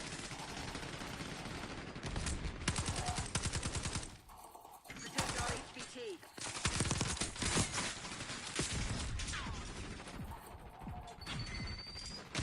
Took out their HVT.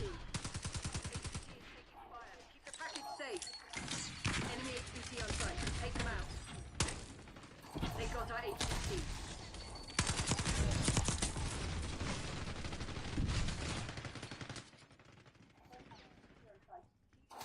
Friendly HVT on site. Keep them safe.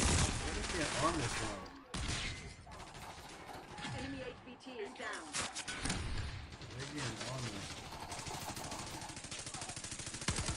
HVT under fire. Repeat, HVT under fire. Hostile HVT located. Our HVT has been eliminated.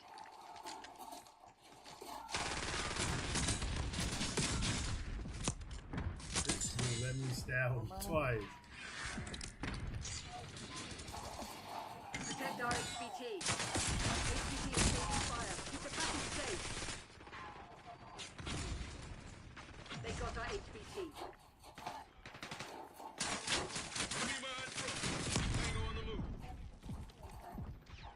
Friendly HVT on site. Keep them safe.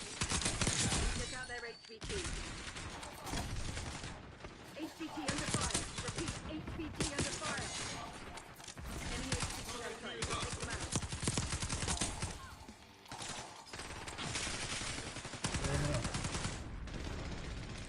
Our HVT has been eliminated.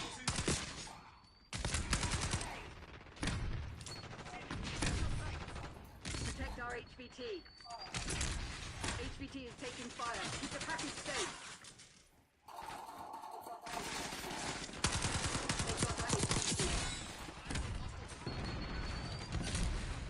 Friendly HVT on site. Keep them safe.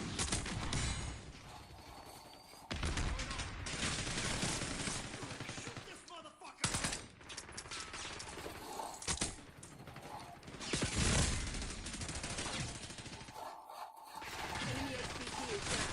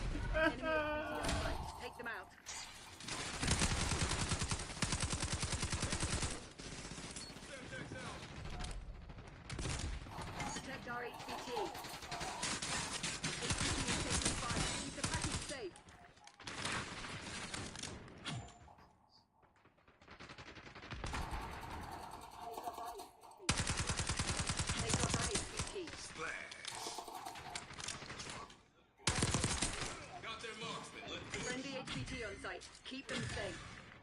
Enemy HVT is down. HVT under fire. Repeat, HVT under fire. Hostile HVT located.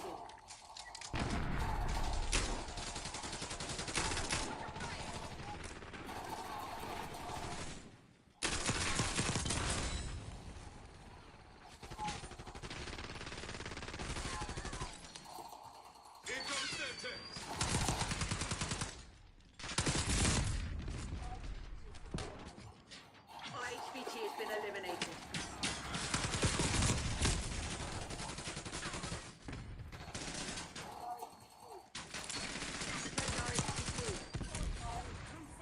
HVT is taking fire. Keep the package safe.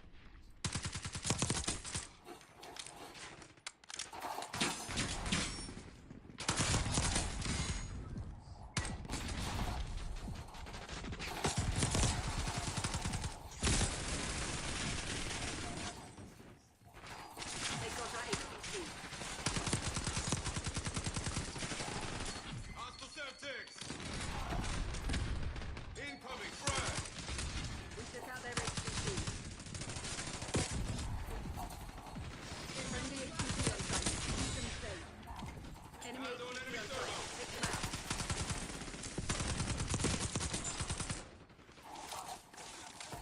HVT under fire. Repeat, HVT under fire.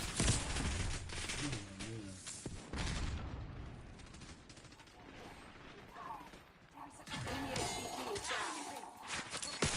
He didn't die?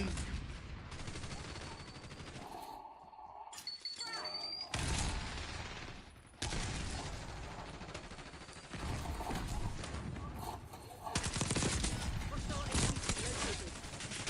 NPC's nearly dry. Get serious, Captain. HVT is taking fire. Keep the package safe. Our HVT has been eliminated. We took out their HVT. Protect our HVT. Enemy HVT on site. Take them out. Hostile Semtex! HVT under fire. Repeat, HVT under fire. They got our HVT.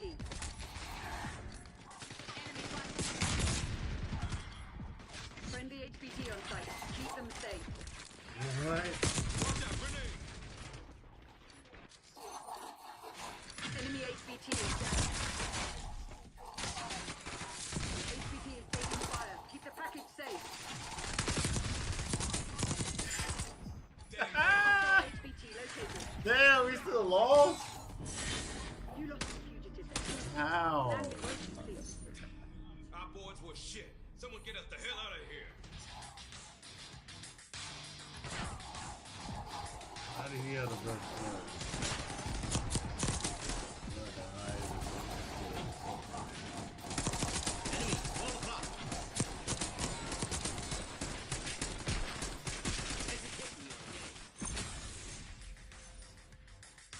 Damn. Alright, that's it.